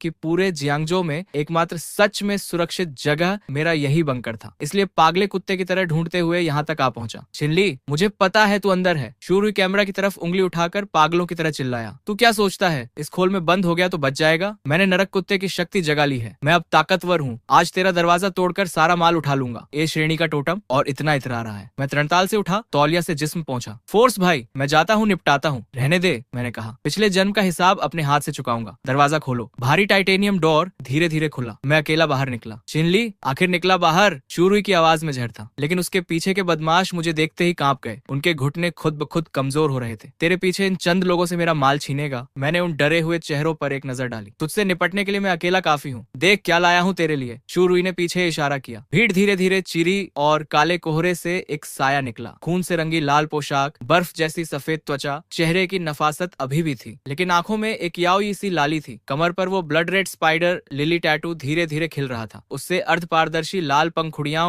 हवा में उठ रही थी। हवा में एक मीठी ठंडी खुशबू घुल गई। जाओ यूकिंग जिंदा थी। न सिर्फ जिंदा बल्कि ए श्रेणी का टोटम जागृत हो गया था उसका। यमलोक की स्पाइडर लिली। आसपास के बदमाश उसे देखते ही आंखें धुंधली करने लगे। कुछ तो घुटनों पर गिरकर उसकी तरफ घिसटने लगे। जाओ यूचिंग ने हल्के से हाथ उठाया। उसकी उंगलियों से एक खमूनी बेल उतरी और पास के एक बदमाश की गर्दन में लिपट गई। वो बदमाश तड़पा नहीं, बल्कि एक मदहोश मुस्कान के साथ पीला पड़ता गया और उसके सीने से एक स्पाइडर लिली खिल उठी। जाओ यूचिंग ने आंखें मुंह कर एक लंबी सांस ली। उसके पीले चेहरे पर थोड़ी लाली लौट आई। चिनली, हैरान हुआ ना? वो धीरे धीरे मेरी तरफ चली। जहां जहां उसका पांव पड़ा जमीन पर स्पाइडर लिली खिलती गई। हवा में खुशबू और गाढ़ी होती गई। शूरुई पीछे से बोला, चिनली, तू बहुत अकड़ता था ना? जाओ यूकिंग ए श्रेणी की मानसिक जागृत है। उसकी खुशबू एक साथ दर्जनों जागृतों को भी काबू कर सकती है। देखता हूँ अब तू कैसे हाथ उठाता है उस पर जिससे तू कभी चाहता था। उस खुशबू में डूबते ही दुनिया बदल गई। मेरे सामने का दृश्य बदला। मैं पिछले जन्म में था। चारों तरफ बीस्ट टाइड थी। खून की लाल चांदनी थी। मेरा जिस्म घावों से भरा था और मैं मलबे में पड़ा था। एक म्यूटेटेड 3 सिर वाला कुत्ता कदम दर कदम आ रहा था और जो यूकिंग मेरे पास घुटनों पर बैठी थी आंसू बहाते हुए। किनलिए, मुझे माफ कर दो। पिछले जन्म में मुझे तुझे नहीं छोड़ना चाहिए था। शूरुई पर भरोसा नहीं करना चाहिए था। अगर दोबारा मौका मिले तो मैं तेरे साथ रहूंगी। उसने हाथ बढ़ाया। आवाज में टूटन थी। माफ कर दे मुझे। मैंने उसे देखा और मुस्कुरा दिया। जाहो यूकिंग, तेरा भ्रम बहुत घटिया है। घुटनों पर बैठी जाहो यूकिंग का चेहरा जम गया। मैंने एक कदम रखा। धमाक, पीठ पर 9 ड्रैगन्स पुलिंग कोफिन की परछाई उभरी। 9 काले अजगरों की लाल आंखें एक साथ खुली। वो प्राचीन काला ताबूत मेरे पीछे हवा में था। उसकी लाल जंजीरें कसमसाई और एक भीषण निषिद्ध दबाव आसमान से गिरा। मलबा, बीस टाइड, खून का चांद, रोती जो यूचिंग, सब शीशे की तरह टुकड़े टुकड़े हो गए। हकीकत वापस आ गई। जाओ यूकिंग एक कदम पीछे हट गई। मुंह के कोने से खून की एक लकीर निकली। उसके पीछे की स्पाइडर लिली की परछाई कांपी। पंखुड़ियां एक एक कर झड़ने लगी। नामुमकिन। उसकी आंखें फटी हुई थी। मेरी यमलोक खुशबू इंसान के दिल की सबसे गहरी चाहत खींच लेती है। तू बिल्कुल नहीं हिला। चाहत, मेरी आवाज ठंडी थी। तू मेरी चाहत बनने के लायक नहीं। ये शब्द किसी भी वार से ज्यादा चुभे। जाओ यूकिंग के होंठ कांपे। आंखों में एक हड़बड़ाहट आई। फिर अचानक उसका भाव बदला। आंखों में आंसू, चेहरे पर बेचारगी। छिनली, मैं मानती हूँ मैंने गलती की, लेकिन तब मुझे क्या पता था कि तबाही आएगी। मुझे लगा तू सच में पागल हो गया। बस मुझे बंकर में घुसने दे। मैं ए श्रेणी की जागृत हूँ। तेरे काम आ सकती हूँ। बचे हुए लोगों को काबू में कर सकती हूँ। ये कमीनी अभी कह रही थी तुझे मरवाना है। शूरुई चिल्लाया। जाओ यूकिंग ने पलटकर दांत पीसे। शूरुई, तू चुप रहा। तेरी वजह से ही मेरी ये हालत हुई। तूने लाइव स्ट्रीम पर उसकी बेइज्जती करवाई। उसे देखने गया तो मुझे झेलना पड़ा। जब भाग रहा था तो एक बार पलटकर देखा मुझे। दोनों एक दूसरे पर भौंकने लगे। मैं देखता रहा और बस थकान महसूस हुई। पिछले जन्म में इन दोनों के हाथों मारा था। कितना हास्यास्पद। जाओ यूकिंग ने हाथ आगे बढ़ाया मेरी कलाई पकड़ने को, लेकिन उससे पहले ही एक अदृश्य अदृश्य दबाव ने उसे दूर उछाल दिया। मैंने ऊपर से नीचे देखा। तू पछताई नहीं है, तुझे बस इतना समझ आया कि शूरुई तुझे बचा नहीं सकता और मैं उससे ज्यादा ताकतवर हूँ। ज़ाओ युकिंग का जिस्म कांपा, उसकी आंखों के आंसू वहीं जम गए। मैंने दायां हाथ उठाया, पीछे का काला ताबूत धीरे धीरे एक दरार खुली और एक काली जंजीर उसमें से निकलकर ज़ाओ युकिंग की कमर के स्पाइडर लिली टैटू पर लिपट गई। स्पाइडर लिली खूबसूरत होती है लेकिन गलत जगह खिली। जंजीर कसी, ज़ाओ युकिंग की दर्द भरी चीख निकली। उसके पीछे की पूरी खौनी फ्लावर सी एक ही पल में बिखर गई। अनगिनत स्पाइडर लिली की परछाई हवा में राख हो गई। उसके अंदर की टोटम शक्ति 9 ड्रैगन्स ने जबरदस्ती जकड़ ली। वो लाल आंखें वापस सामान्य हो गईं और वो पूरी तरह निढाल होकर जमीन पर गिर पड़ी। मेरी शक्ति, तूने मेरी शक्ति बंद कर दी। वो बेबसी से मुझे देखने लगी। तो मार दे मुझे। मारूं? मैंने ठंडे स्वर में कहा। तू इस लायक नहीं कि मैं दूसरी बार हाथ उठाऊं। शूरुई ने ज़ाओ युकिंग को जमीन पर पड़ा देखा। उसकी आंखों में रत्ती भर तरस नहीं था, बस झर था। बेकार, एक मर्द को भी नहीं रोक सकी। ज़ाओ युकिंग ने कांपते हुए उसकी तरफ देखा। शूरुई, तू क्या कह रहा है? शूरुई ने गुस्से में पास की जमीन पर लात मारी। तेरी वजह से मेरी ये हालत हुई। ज़ाओ युकिंग की आंखों में बचा हुआ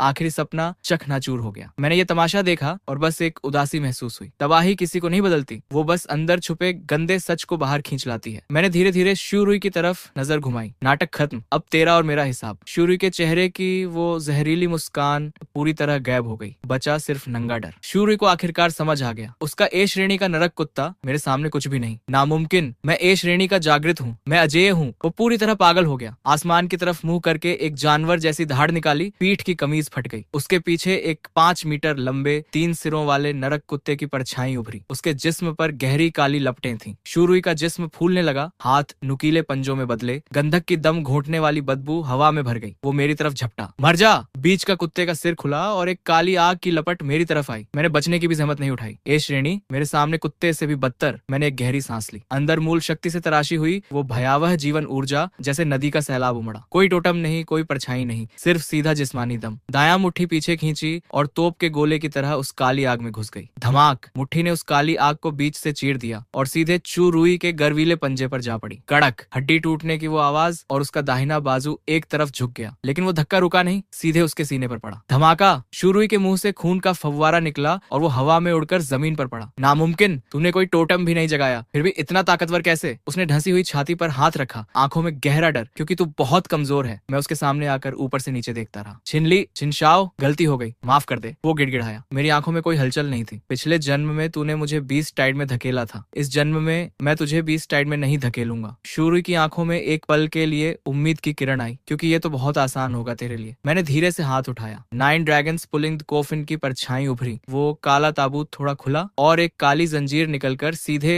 शूरुई की पीठ पर बने 3 सिर वाले नरक कुत्ते के टैटू में घुस गई। शूरुई की दर्द भरी चीख निकली। उसके पीछे की नरक कुत्ते की परछाई पागलों की तरह छटपटाई, लेकिन 9 काले अजगरों ने उसे कसकर दबाए रखा। कड़क! टैटू की सतह पर एक दरार पड़ी। शूरुई के जिस्म से सारी जागृत शक्ति जैसे ज्वार उतरने की तरह खींच ली गई। उसका फूला हुआ जिस्म वापस सिकुड़ा। वो घावों से भरा, बिल्कुल शक्तिहीन एक साधारण इंसान बन गया। मेरी शक्ति वापस दे, वापस दे! वो चीखा। तुझे कुत्ता बनना पसंद था ना? आज से तू कुत्ते से भी गया गुजरा है। वो बदमाश जो शूरुई के पीछे थे, शक्तिहीन शूरुई को देखा तो उनकी आंखें बदल गईं। तबाही में कमजोर की कोई इज्जत नहीं, और शूरुई ने जिंदा रहने के लिए इन्हीं लोगों को कई बार चारे की तरह इस्तेमाल किया था। अब बदला लेने का वक्त था। चीखें उठी। मैंने दोबारा नहीं देखा। थोड़ी देर बाद शूरुई की आवाज हमेशा के लिए खत्म हो गई। जमीन पर बस एक मध्यम ए श्रेणी की क्रिस्टल कोर पड़ी थी। मैंने उसे हाफ लाइफ स्पेस में डाला और पलट गया। पिछले जन्म का वो दुश्मन जिसने मुझे 20 टाइड में धकेला था, इस जन्म में मेरा पूरा हाथ लगाने के लायक भी नहीं था। तभी आसमान में एक भारी गड़गड़ाहट, घर घर घर, तेज हवा उठी। काला कोहरा छौंटने लगा। मैंने ऊपर देखा। 3 गहरे हरे रंग के सैन्य हेलीकॉप्टर बंकर के ऊपर चक्कर काट रहे थे। धीरे धीरे उतरे,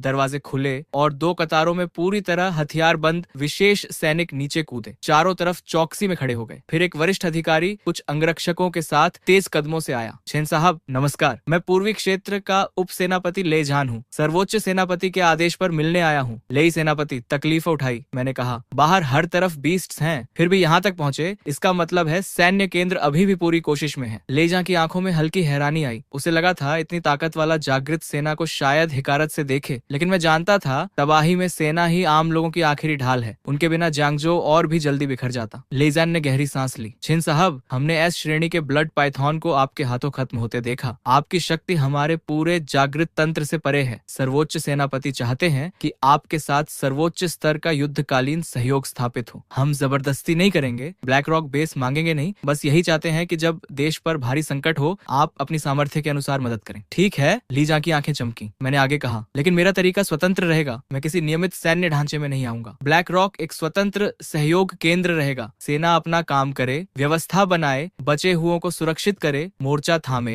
मैं जरूरी सूचनाएं दूंगा, ऊंचे दर्जे के बीस्ट्स को जरूरत पड़ने पर खत्म करूंगा। दोनों तरफ से जानकारी और संसाधन साझा होंगे। आपकी बात सर्वोच्च सेनापति तक पहुंचाऊंगा। एक सूचना अभी देता हूं, मैंने कहा। 3 दिन बाद रात के 2 बजे पूर्वी समुद्र से पहला बड़ा समुद्री बीस्ट टाइड उठेगा। एक 5वें स्तर का प्राचीन समुद्री अजगर 10 लाख समुद्री बीस्ट्स के साथ जांगजो के तट पर उतरेगा। अगर पहले से भारी रक्षा पंक्ति नहीं बनाई तो जांगजो और पूरा पूर्वी क्षेत्र तबाह हो जाएगा। लेजान का चेहरा पल में सफेद पड़ गया, पीठ पर ठंडा पसीना। उसने मेरे चेहरे पर झूठ ढूंढने की कोशिश की, लेकिन मेरी आंखें पत्थर की तरह शांत थीं। चिन साहब, ये सूचना भरोसेमंद है? 3 लाख लोगों की जान के साथ मजाक नहीं करता। लेजान ने गहरी सांस ली। मैं अभी सर्वोच्च सेनापति को सूचित करता हूँ, पूर्वी क्षेत्र की पूरी ताकत लगाई जाएगी। और मुझे कुछ चाहिए, मैंने कहा। भारी सैन्य उपकरण, उच्च परिशुद्धता मशीनरी, विशेष मिश्र धातु सामग्री, 10 युद्धपोत श्रेणी की स्वचालित तोप प्रणाली और कुछ एकल सैनिक विस्फोट बम। ये मैं मुफ्त नहीं मांग रहा। इसके बदले आगे से उच्च श्रेणी बीस्ट्स की सूचनाएं सबसे पहले सेना को दूंगा। ये सब रणनीतिक सामग्री है, सर्वोच्च सेनापति से अनुमति लेनी होगी, लेकिन मेरे विचार से ये समझौता उचित है। ठीक है चिन साहब, सहयोग के लिए आभार। सेना इंसानों की अंतिम रेखा थामे रहे। मैं वो काम करूंगा जो अभी आपके बस में नहीं। दोनों अपना अपना काम। लेजन के जाते हुए हेलीकॉप्टर को देखते हुए मेरी नजर गहरी हुई। 5वें स्तर का बीस्ट किंग, वही जो 9 ड्रैगन्स की पहली जंजीर खोलने की चाबी है। उस प्राचीन समुद्री अजगर की क्रिस्टल कोर मेरी होगी। 3 दिन पलक झपकते बीत गए। सेना ने वादा निभाया। भारी ट्रांसपोर्ट हेलीकॉप्टर्स कई उड़ानों में विशेष मशीनरी, तोप प्रणाली और विस्फोट बम लेकर बंकर के बाहर उतरे। हेलीकॉप्टर्स के जिस्म पर विशाल पंजों के निशान थे। मैं समझ गया, बीस्ट से भरे आसमान में ये सामान पहुंचाने के लिए सेना के कई माहिर पायलट कुर्बान हुए होंगे। बाकी सामान लेजान ने कहा था किश्तों में आएगा। मैंने जल्दी नहीं की। बाहर हर तरफ मैदान जंग था। इतना पहले भेजा, ये सेना की सच्ची नीयत थी। सब कुछ हाफ लाइफ स्पेस में रखा। बंकर की सुरक्षा एक और पायदान चढ़ गई। चौथे दिन रात के 2 बजे मैं निगरानी कक्ष की चौड़ी चमड़े की कुर्सी पर बैठा था, हाथ में गर्म काली चाय का प्याला। फोर्स भाई, बाहर बारिश शुरू हो गई। और ये बारिश काली क्यों है? श्याओदाओ स्क्रीन देखते हुए भौहें सिकोड़ रहा था। मैंने एक घूंट लिया, आंखें गहरी हुई। शुरुआत हो गई। उसी वक्त जंगजो के पूर्वी तटीय मोर्चे पर लेजान अस्थायी सैन्य केंद्र में खड़ा रेडार स्क्रीन को घूर रहा था। उस पर लाल बिंदुओं की एक लहर थी, जैसे सुनामी आ रही हो। ठंडा पसीना चेहरे पर बह रहा था। चिनली की सूचना सच थी। पूर्वी समुद्र से बीस्ट उतर रहे हैं। आग खोलो, पूरे मोर्चे पर आग खोलो। उन्हें शहर में घुसने मत दो। पीछे 30 लाख जिंदगियां हैं। भारी तोपें एक साथ गरजी। अनगिनत गोले लंबी आग की पूंछें खींचते हुए तट की तरफ गए और काली रात को दिन बना दिया। लेकिन जब रोशन करने वाला गोला आसमान में फटा, सबसे अग्रिम मोर्चे के सैनिकों की उम्मीद टूट गई। समुद्र की सतह पर लाखों की तादाद में म्यूटेटेड समुद्री बीस्ट्स लहरों को रौंदते आ रहे थे। बख्तरबंद गाड़ी जितने बड़े म्यूटेटेड केकड़े, पूरे जिस्म पर जहरीले कांटों वाले उभयचर मछली मानव और बेतहाशा तेज रफ्तार समुद्री सांपों के झुंड जो गोलों की परवाह किए बिना दौड़ रहे थे। 10 मिनट की लड़ाई में पहली रक्षा पंक्ति पूरी तरह टूट गई। ले सेनापति, हम नहीं टिक सकते। बीस्ट्स की तादाद बहुत ज्यादा है। पूरा मोर्चा बिखर रहा है। लेजा ने कमर से पिस्तौल निकाली, आंखें लाल थीं। पूरी सेना को सूचना दो, आज चाहे सब मर जाए लेकिन लोगों को बचाना है। धमाका, और तभी जमीन थरथराई। गहरे समुद्र की तरफ से एक ऐसा दबाव उठा जो किसी भाषा में बयान नहीं हो सकता था। जियांगजो के मलबे और तहखानों में छुपे 30 लाख बचे हुए लोगों को एक साथ सीने में दर्द हुआ, जैसे दिल पर कोई पहाड़ रख दिया हो। सांस लेना भी मुश्किल हो गया। वो क्या चीज है? छिनले बेबसी से ऊपर आसमान की तरफ देखता है और जो नजारा उसे दिखता है वो रूह कंपा देने वाला था। घना काला धुआं, जैसे किसी ने रात को और भी काला कर दिया हो। उसे चीरते हुए 2 विशाल हड्डियों के पंख उभरे और फिर धीरे धीरे बादलों के नीचे आया एक ऐसा क्रीचर जिसे देखकर दिल की धड़कन रुक जाए। 100 मीटर से भी लंबा, पूरे बदन पर गहरे समंदर की धुंध लिपटी हुई। ये था एक एंशिएंट ड्रैगन, और वो भी level 5 beast king, Fuhai ancient dragon. अरे लेवल 5 तो अपोकलिप्स की शुरुआत में ही इनविंसिबल माना जाता था। एक पूरी सिटी को मिटा देने की ताकत रखता था ये। और फिर उसने अपना मुंह खोला, एक ऐसा मुंह जो किसी एबिस जैसा था, और उसमें से निकला गाढ़ा स्याह जैसा ड्रैगन ब्रेथ जो सीधे आर्मी की हैवी आर्टिलरी पोजीशन पर जा गिरा। बूम! काली आग ने पलक झपकते ही 1000 मीटर के दायरे में सब कुछ निगल लिया। आर्टिलरी पोजीशंस खत्म, बस खाक। खत्म हो गई जंगजो, खत्म हो गई। ये बात जैसे एक वायरस की तरह पूरी सिटी में फैल गई। 3 लाख लोगों ने अपनी आंखें बंद कर ली, बस मौत का इंतजार करते हुए। लेकिन तभी ब्लैक मार्केट के अंडरग्राउंड बंकर में मैंने चुपचाप अपना कॉफी का कप रखा। स्क्रीन पर वो 100 मीटर लंबा लंबा ड्रैगन घमंड से काले धुएं में इठला रहा था। मेरी आंखों में डर नहीं था बल्कि एक आग थी। शू सौदो का चेहरा पीला पड़ गया। ली भाई, बाहर जाओगे? वो लेवल 5 बीस्ट किंग है। जंग शिन्ये ने मेरी बाह पकड़ ली। कोई जरूरत नहीं रिस्क लेने की। मैंने धीरे से उसका हाथ थपथपाया और होठों पर एक बेपरवाह सी मुस्कान लाते हुए बोला, मेरे 9 ड्रैगन कॉफिन को एक की जरूरत है अभी भी। इस बड़े छिपकले का क्रिस्टल कोर मुझे चाहिए। एलिवेटर की तरफ मुड़ते हुए मैंने बस इतना कहा, घर संभालो और मेरे लिए चाय बना लो। जब तक चाय ठंडी हो मैं वापस आ जाऊंगा। जियांगजो के आसमान में फुहाई एंशिएंट ड्रैगन काला तूफान बरसा रहा था। छिनले ने आंखें बंद कर ली थी। तभी अचानक जियांगजो के बाहरी पहाड़ों की दिशा से एक स्याह लेकिन आश्चर्यजनक रूप से मैजेस्टिक और एंशिएंट फीलिंग वाला लाइट पिलर आसमान को चीरता हुआ ऊपर उठा। वो क्या है? छिनले की आंखें झटके से खुली। 3 लाख सर्वाइवर्स और बचे हुए सोल्जर्स, सबकी नजरें एक साथ उस डायरेक्शन में घूम गईं। और फिर सबने देखा एक स्लिम लंबे कद का नौजवान उस काले क्रिस्टल लाइट पिलर पर कदम रखते हुए जैसे किसी इनविजिबल सीढ़ी पर चल रहा हो, ऊपर आसमान की तरफ बढ़ रहा है। कोई डिवाइस नहीं, कोई विंग्स नहीं, बस हवा में चलता हुआ। वो क्विंसर है, क्विनलाई है वो। छिनले का पूरा बदन एक्साइटमेंट से कांप उठा। जैसे जैसे मैं ऊपर उठता गया, मेरी पीठ का 9 ड्रैगन कॉफिन टोटम पूरी तरह खुल गया। 9 काले ड्रैगन्स का साया आसमान में छा गया। उनके लाल लाल आंखें एक साथ खुली और वो एक एंशिएंट काले कॉफिन को खींचते हुए पूरी जंगजो के ऊपर तन कर खड़े हो गए। उस कॉफिन की क्रिम्सन चेन्स धीरे धीरे कांपने लगी और एक ऐसी सुप्रीम फॉरबिडन ऑरा पूरे शहर में समुंदर की लहरों की तरह फैल गई कि नीचे वो 1 लाख म्यूटेंट सी बीस्ट्स जो अभी तक पागलों की तरह अटैक कर रहे थे, एकदम थम गए, जमीन पर गिर पड़े, थर थर कांपते हुए। ब्लैक मार्केट का कैंसराय जियांगजो की मदद को आए। टूटे हुए मलबे के नीचे दबे लोग सिर उठाकर देखने लगे। उनकी आंखों में आंसू और ऑन एक साथ था। 1000 मीटर की ऊंचाई पर मैं उस 100 मीटर के फुहाई एंशिएंट ड्रैगन के सामने खड़ा था। उसके सामने मैं एक चींटी से भी छोटा था, लेकिन मेरी पीठ का 9 ड्रैगन कॉफिन वो उससे भी ज्यादा एंशिएंट नाइटमेयर था। ड्रैगन ने चैलेंज फील किया। उसकी लाल आंखें मुंह पर टिक गईं और उसने एक ऐसी दहाड़ लगाई कि आसमान हिल गया। फिर उसने मुंह खोला, पहले से 10 गुना बड़ा ड्रैगन ब्रेथ जो एक मीटियर की तरह मेरी तरफ आया। मैंने डोट तक नहीं किया, मैंने बस अपनी मुट्ठी उठाई। मेरे सीने का पैंगू टोटम जाग उठा। फातियन शंगदी, एक बूम, और पैंगू की जायंट शैडो मेरे पीछे उभरी। उस काले ड्रैगन ब्रेथ से टकराते ही मेरी मुट्ठी ने उसे बीच से चीर दिया 2 हिस्सों में और वो दोनों तरफ से गुजर कर नीचे गिरे, जमीन पर 2000 मीटर लंबी जली हुई लकीरें छोड़ते हुए। और मैं बीच में खड़ा था, एक पत्ता भी नहीं हिला। पैंगू की शैडो और सॉलिड होती जा रही थी। डार्क गोल्ड डिवाइन लाइट मेरे सीने के टैटू से उठकर उस पूरी शैडो में फैल गई। मैंने कहा, बड़े छिपकले, अब मेरी बारी। अगले ही पल मेरा पैंगू टोटम पूरी तरह एक्सप्लोड हो गया और वो शैडो जो अब तक धुंधली थी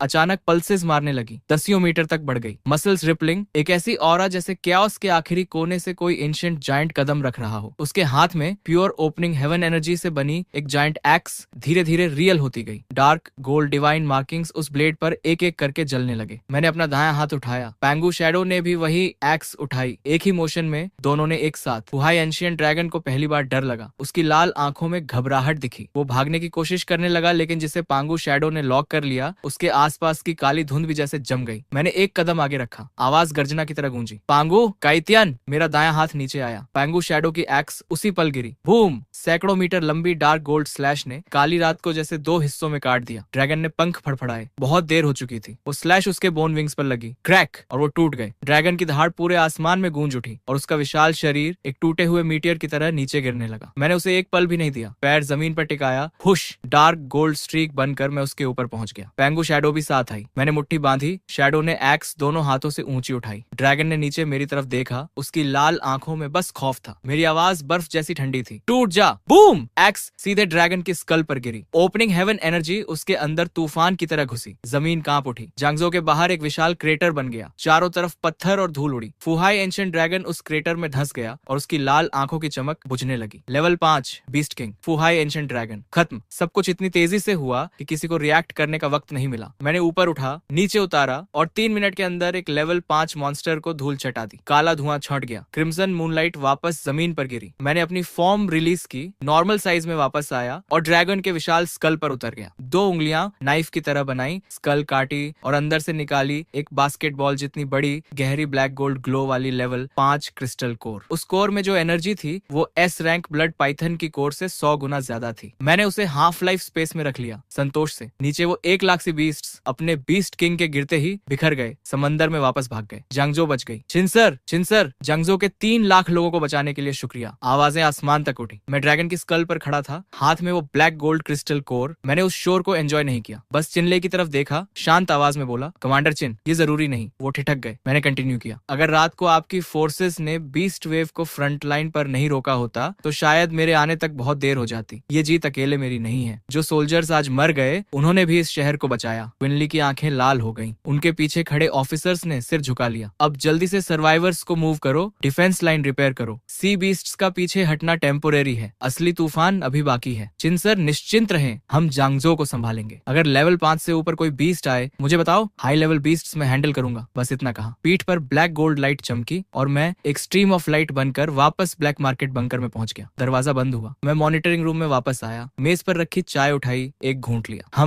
टेम्परेचर बिल्कुल परफेक्ट था। ब्लैक मार्केट बंकर की सबसे निचली मंजिल पर कोर चैम्बर में मैं एक स्पेशल मेडिटेशन मैट पर क्रॉस लेग बैठा था। हाथ में वो लेवल 5 फुहाई एंशिएंट ड्रैगन की क्रिस्टल कोर काली सोनी रोशनी में नहाई हुई। इसमें जो एनर्जी थी वो किसी भी आर्मी के स्ट्रॉन्गेस्ट एबिलिटी यूजर के लिए डायरेक्टली खाना, मतलब 1 सेकंड में खुद को अंदर से एक्सप्लोड कर लेना। लेकिन मैं अलग था। मैंने बिना किसी हिचकिचाहट के उसे सीने से लगाया और बॉडी की प्राइमल एनर्जी को फुल फोर्स से एक्टिवेट किया। बूम! एक बेहद वायलेंट आइस कोल्ड काली एनर्जी जैसे बांध टूट गया हो पूरे बॉडी में दौड़ गई। स्किन पर काले आइस क्रिस्टल्स जमने लगे। बोन्स क्रैक की आवाजें करने लगी। एक मरी हुई छिपकली मुझे बैकलैश देगी? सपने में भी नहीं, मैंने ठंडी हंसी के साथ कहा। पेंगु टोटम की आंखें खुली। ओपनिंग हेवन एनर्जी ने उस काली एनर्जी को फोर्सफुली दबाया, पीसा और प्योर प्राइमल एनर्जी में कन्वर्ट करके पूरे बॉडी को फीड करने लगी। साथ ही मेरी पीठ का 9 ड्रैगन कॉफिन टोटम गर्म होने लगा। 9 ब्लैक ड्रैगन्स जैसे स्किन के नीचे चलने लगे। उस एंशिएंट ब्लैक कॉफिन की पहली क्रिम्सन चेन जो कभी नहीं हिली थी तेजी से कांपने लगी और फिर क्रैक! एक बेहद सटल लेकिन सोल डीप आवाज आई। पहली क्रिम्सन चेन टूट गई। बूम! एक इंडिस्क्राइबेबल ब्लैक गोल्ड एनर्जी उस कॉफिन से बाहर बही। मेरे सामने जैसे एक एंडलेस डार्कनेस खुल गई और उस डार्कनेस के सबसे गहरे कोने में वो एंशिएंट ब्लैक कॉफिन धीरे धीरे एक क्रैक से खुला। एक एंशिएंट क्रिप्टिक इन्फॉर्मेशन मेरे माइंड में उतरी। 9 dragon coffin first lock unlocked. Ability coffin devouring absorption. अब से मैं एक्टिवली किसी भी beast crystal core, beast corps की रेजिडुअल एनर्जी और सप्रेस्ड टोटम की पार्शियल प्राइमल एनर्जी को अब्सॉर्ब कर सकता था। ये सारी एनर्जी ब्लैक कॉफिन में रिफाइन होकर वापस मेरे बॉडी, हाफ लाइफ स्पेस और चारों फॉरबिडन टोटम्स को एम्पावर करती रहेगी। सीधे शब्दों में कहें तो जितना ज्यादा शिकार उतना ज्यादा ताकतवर। जैसे ही फुहाई एंशिएंट ड्रैगन की क्रिस्टल कोर पूरी तरह रिफाइन हुई, मेरी फिजिकल रियल्म भी नेचुरली ब्रेक थ्रू करके लेवल 5 पीक पर पहुंच गई। हाफ लाइफ स्पेस फिर से एक्सपैंड हुई और उसकी वास्ट बाउंड्री पर एक नया एरिया दिखा, पिच ब्लैक, जैसे किसी ने उस कॉर्नर में स्याही उड़ेल दी हो। वो जगह ब्लैक कॉफिन की शैडो जैसी लग रही थी, शांत, डेड साइलेंट और अथाह। मुझे एक अजीब फीलिंग हुई, जैसे जैसे 9 ड्रैगन कॉफिन की बाकी चेन्स टूटती जाएंगी, ये dark area half life space से भी ज्यादा टेरिफाइंग एग्जिस्टेंस बन जाएगी। मैंने धीरे धीरे आंखें खोली। पूरे बॉडी की बोन्स एक साथ थंडर की तरह क्रैक करने लगी। कॉफिन डिवोरिंग एब्जॉर्प्शन बुरा नहीं, अब से सभी बीस्ट्स बस मेरा फॉडर हैं। अगली सुबह ब्लैक मार्केट बेस का अंडरग्राउंड ट्रेनिंग ग्राउंड। मैं एलॉय फ्लोर पर क्रॉस लेग बैठा था। आंखें अभी अभी खुली थी। फुहाई एंशिएंट ड्रैगन की कोर एब्जॉर्ब करने के बाद बॉडी की क्यूआई और ब्लड पहले से कई गुना ज्यादा पावरफुल हो गई थी। 9 ड्रैगन कॉफिन की पहली चेन अनलॉक हो चुकी थी। कॉफिन डिवोरिंग की एबिलिटी पूरी तरह बॉडी में मर्ज हो गई थी। अब नॉर्मल क्रिस्टल कोर्स मुझे बहुत कम बूस्ट दे पाएंगे। आगे बढ़ना है तो हायर लेवल बीस्ट्स को हंट करना होगा, कम से कम लेवल 4 या उससे ऊपर। तभी शू चाओदाओ अंदर आया। आंखों में एक्साइटमेंट साफ दिख रही थी। ली भाई, कल रात तुमने अकेले लेवल 5 एंशिएंट ड्रैगन को काट दिया। मैं और चिनी बेसिकली बस खड़े देखते रहे। अगर ऐसे ही चलता रहा तो हम दोनों सच में डेडवेट बन जाएंगे। जियांग शिनई दूसरी साइड से आई। उसने ब्लैक कॉम्बैट सूट पहन रखी थी, बाल ऊंचे बंधे थे और उसकी आंखों में, जो यूजुअली कोल्ड रहती थी, आज एक रेयर फाइटिंग स्पिरिट थी। मुझे रियल कॉम्बैट चाहिए। सिर्फ जिनहान से लेवल स्टैक करने से असली पावर नहीं आती। मैंने दोनों को देखा, सिर हिलाया। यही मैं भी कहना चाहता था। शू चाओदाओ का एरलांग शेन और नेजहा दोनों टॉप टियर कॉम्बैट टोटम्स हैं। जियांग शिनई की 9 हेवंस प्रोफेंड लेडी तो अटैक, डिफेंस, इवोल्यूशन और बैटलफील्ड कंट्रोल सब हैंडल करती है। पोटेंशियल दोनों का जबरदस्त है, लेकिन अपोकैलिप्स में पोटेंशियल बराबर पावर नहीं होता। असली पावर वहां से आती है जहां बीस्ट की लाशें बिछी हों। मैं खड़ा हुआ तो चलते हैं। शू चाओदाओ की आंखें चमकी। कहां? मैंने आर्मी का शेड मैप ओपन किया। स्क्रीन पर जियांगजो के आसपास रेड डॉट्स बिखरे हुए थे। सिटी रूइंस में, सबर्बन फॉरेस्ट में, लेकिन सदर्न जियांगजो के एक इंडस्ट्रियल पार्क में रेड ग्लो सबसे ज्यादा था। मिलिट्री ने उसे हाई डेंजर जोन टैग किया था, suspected level 4 beast nest, south industrial park. कल रात सी बीस्ट वेव के बाद एक म्यूटेंट ग्रुप ने वहां कब्जा कर लिया। आर्मी के स्काउट ड्रोन्स ने कंफर्म किया है कम से कम 3 लेवल 4 बीस्ट्स हैं, प्लस ढेर सारे लेवल 2 और लेवल 3। शू शाओदाओ ने खुशी से कहा, अच्छी जगह है भाई, मॉन्स्टर्स ज्यादा, एक्सपीरियंस भी ज्यादा। जियांग शिन्यी ने मैप देखा, शांत आवाज में बोली, south industrial park northern military camp के पास है। अगर वहां के बीस्ट्स स्प्रेड होते रहे तो सर्वाइवर इवैक्यूएशन रूट्स ब्लॉक हो जाएंगे, यानी एक ट्रिप में 2 काम। मैंने किनली का कम डायल किया। स्क्रीन लेट अप हुई। उनका चेहरा कल रात से थोड़ा रिलैक्स था, लेकिन आंखों के नीचे थकान अभी भी बाकी थी। चिन सर, कोई चाहिए मिलिट्री का सपोर्ट? मैंने डायरेक्टली कहा। साउथ इंडस्ट्रियल पार्क में लेवल 4 बीस्ट नेस्ट है, मैं वहां क्लीन अप के लिए जा रहा हूँ। चिनले एक पल रुके, फिर उनका चेहरा खुश हो गया। चिन सर, वो एग्जैक्टली वो एरिया है जिसके लिए हम सपोर्ट मांगने वाले थे। वहां बड़े केमिकल वेयर हाउसेस हैं। अगर बीस्ट्स ने उन्हें डैमेज किया तो टॉक्सिक गैस नॉर्दर्न कैंप तक पहुंच जाएगी। अगर आप हैंडल करें तो आर्मी परमिटेर सील करके ड्रोन से रियल टाइम सर्विलांस देगी। ठीक है, आउटर परमिटेर तुम संभालो, अंदर हम जाएंगे। Understood. Army outer isolation line बनाएगी। किन सर, प्लीज केयरफुल रहना। जिन्हें केयरफुल रहना है वो है।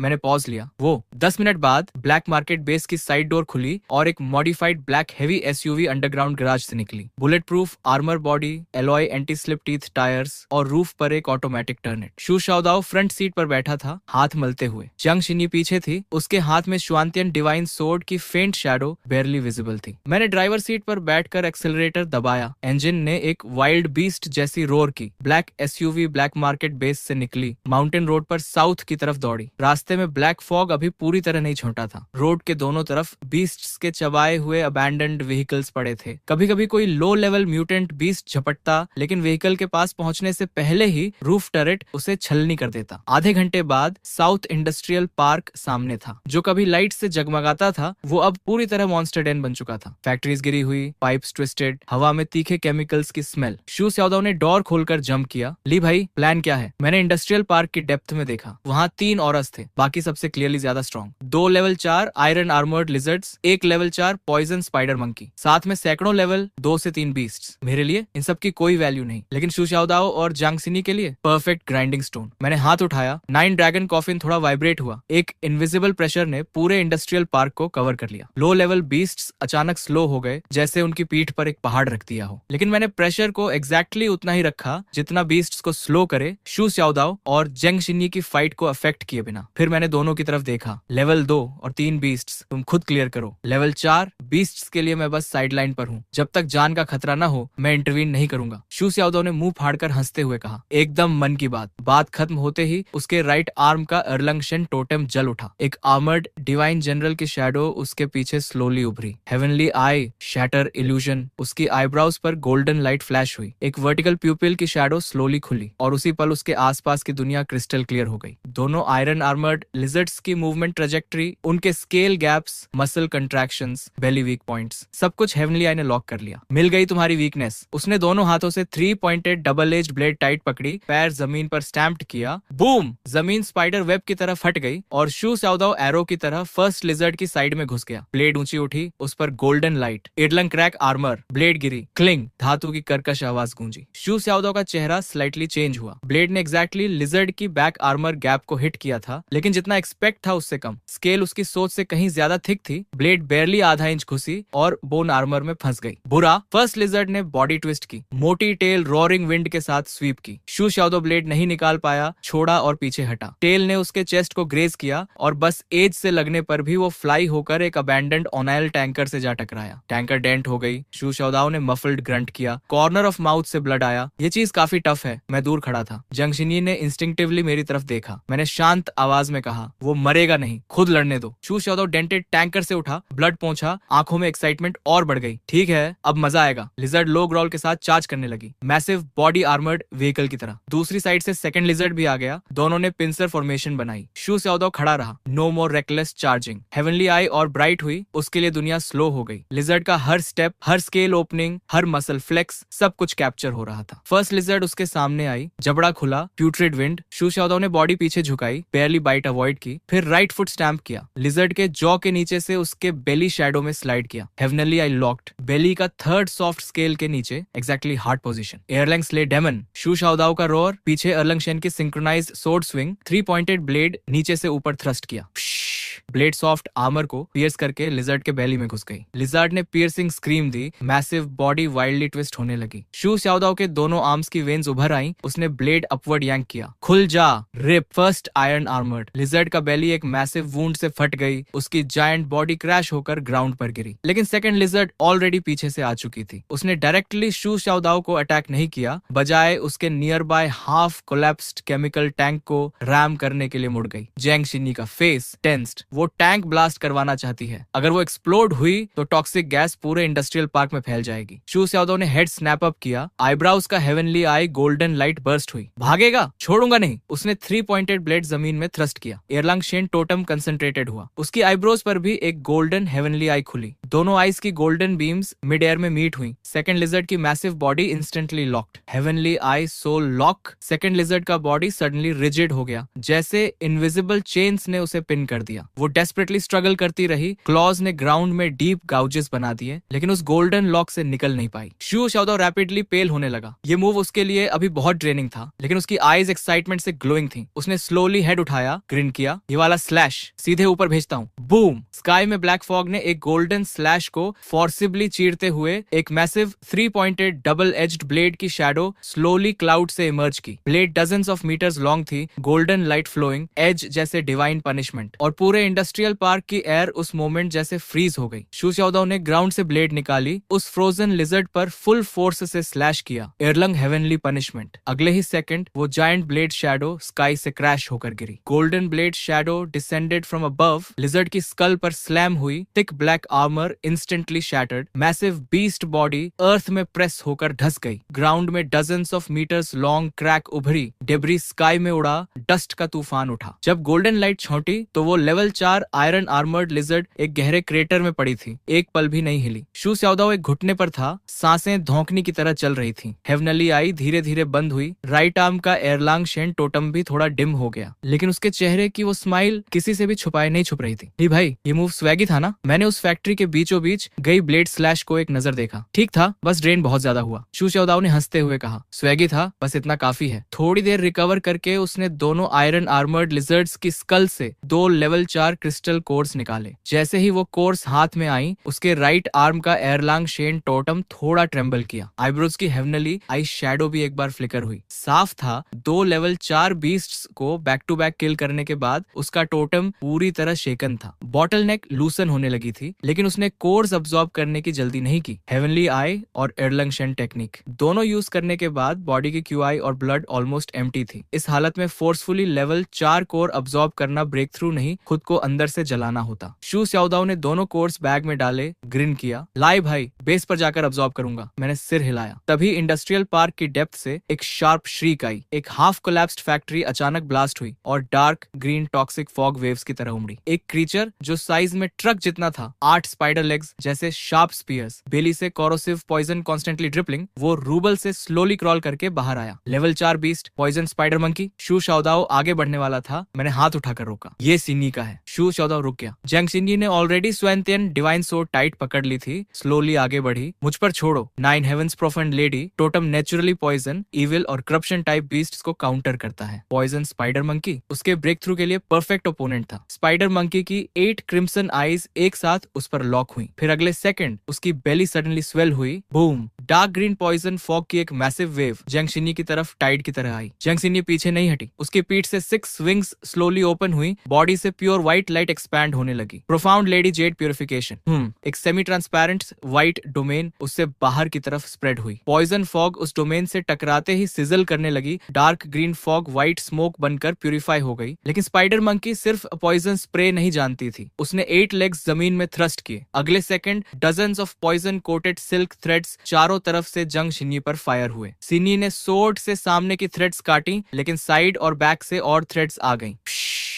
एक थ्रेड उसकी फोरआर्म को ग्रेज कर गई। कॉम्बैट सूट पर एक करोजन मार्क, स्किन पर फेंट डार्क टिंज। शू शाओदाओ का फेस चेंज्ड। सिनी जैंग शिन्नी ने हेड नहीं घुमाया। उसने लेफ्ट हैंड से वुंड प्रेस किया। 9 हेवंस प्रोफाउंड लेडी टोटम की सॉफ्ट व्हाइट लाइट उभरी। पॉइजन क्विकली पर्ज हो गया। मैं ठीक हूँ। उसने स्पाइडर मंकी को देखा। आईज और काल्म हो गई। ये सिर्फ पॉइजन स्प्रे नहीं कर रही, ये सिल्क से ट्रैप बना रही है। मैं दूर खड़ा था, क्वाइटली सिर हिलाया। जैंग शिन्नी की कॉम्बैट इंट्यूशन मेरी एक्सपेक्ट से कहीं बेटर थी। स्पाइडर मंकी ने फिर श्रीक किया। रबल में दबी सैकड़ों सिल्क थ्रेड्स ने डार्क ग्रीन ग्लो दिखाई। थोड़े ही देर में उसने पूरी फैक्ट्री को एक पॉइजन नेट में बदल दिया था। एक भी गलत स्टेप और वो थ्रेड्स में रैप हो जाती। जियांग शिन्ये ने आंखें बंद की। 9 हेवंस प्रोफाउंड लेडी की शैडो स्लोली उसके पीछे इमर्ज हुई। इस मोमेंट में उसने सोर्ड जल्दी नहीं उठाई, बजाय उसने जेड प्यूरिफिकेशन डोमेन को कंप्रेस करके बॉडी के 3 मीटर रेडियस तक श्रिंक किया। डोमेन छोटा हुआ, लेकिन प्यूरिफिकेशन इंटेंसिटी कई गुना बढ़ गई। उसने एक स्टेप फॉरवर्ड रखा। पैर के नीचे जो थ्रेड्स थी तुरंत ऐश बन गई। दूसरा कदम, तीसरा कदम, हर स्टेप के साथ उसके नीचे का पॉइजन नेट एक क्लीन व्हाइट आर्क बनाता चला गया। फिर उसकी फिगर सडनली वैसे हो गई जैसे मूनलाइट हो। पॉइजन नेट के बीच वो बस फ्लो करती रही जैसे लिक्विड। स्पाइडर मंकी की 8 आईज फ्रैंटिकली रोटेट हुई, लेकिन उसकी रियल पोजीशन ट्रैक नहीं हो पा रही थी। अगले सेकंड स्पाइडर मंकी ने मिड एयर में लीप लिया। एक concentrated nearly liquid toxic ball fire किया। वो बॉल गिरी, हवा में कोरोशन की शार्प साउंड। जियांग शिन्ये ने आईज स्नैप ओपन की। श्वांतियन डिवाइन सोर्ड से ब्लेजिंग व्हाइट लाइट बर्स्ट हुई। Profound light pattern break. एक सोर्ड स्लैश ने उस टॉक्सिक बॉल को बीच से 2 पीसेस में काटा। पॉइजन लिक्विड दोनों साइड्स गिरी। ग्राउंड में 2 डीप पिट्स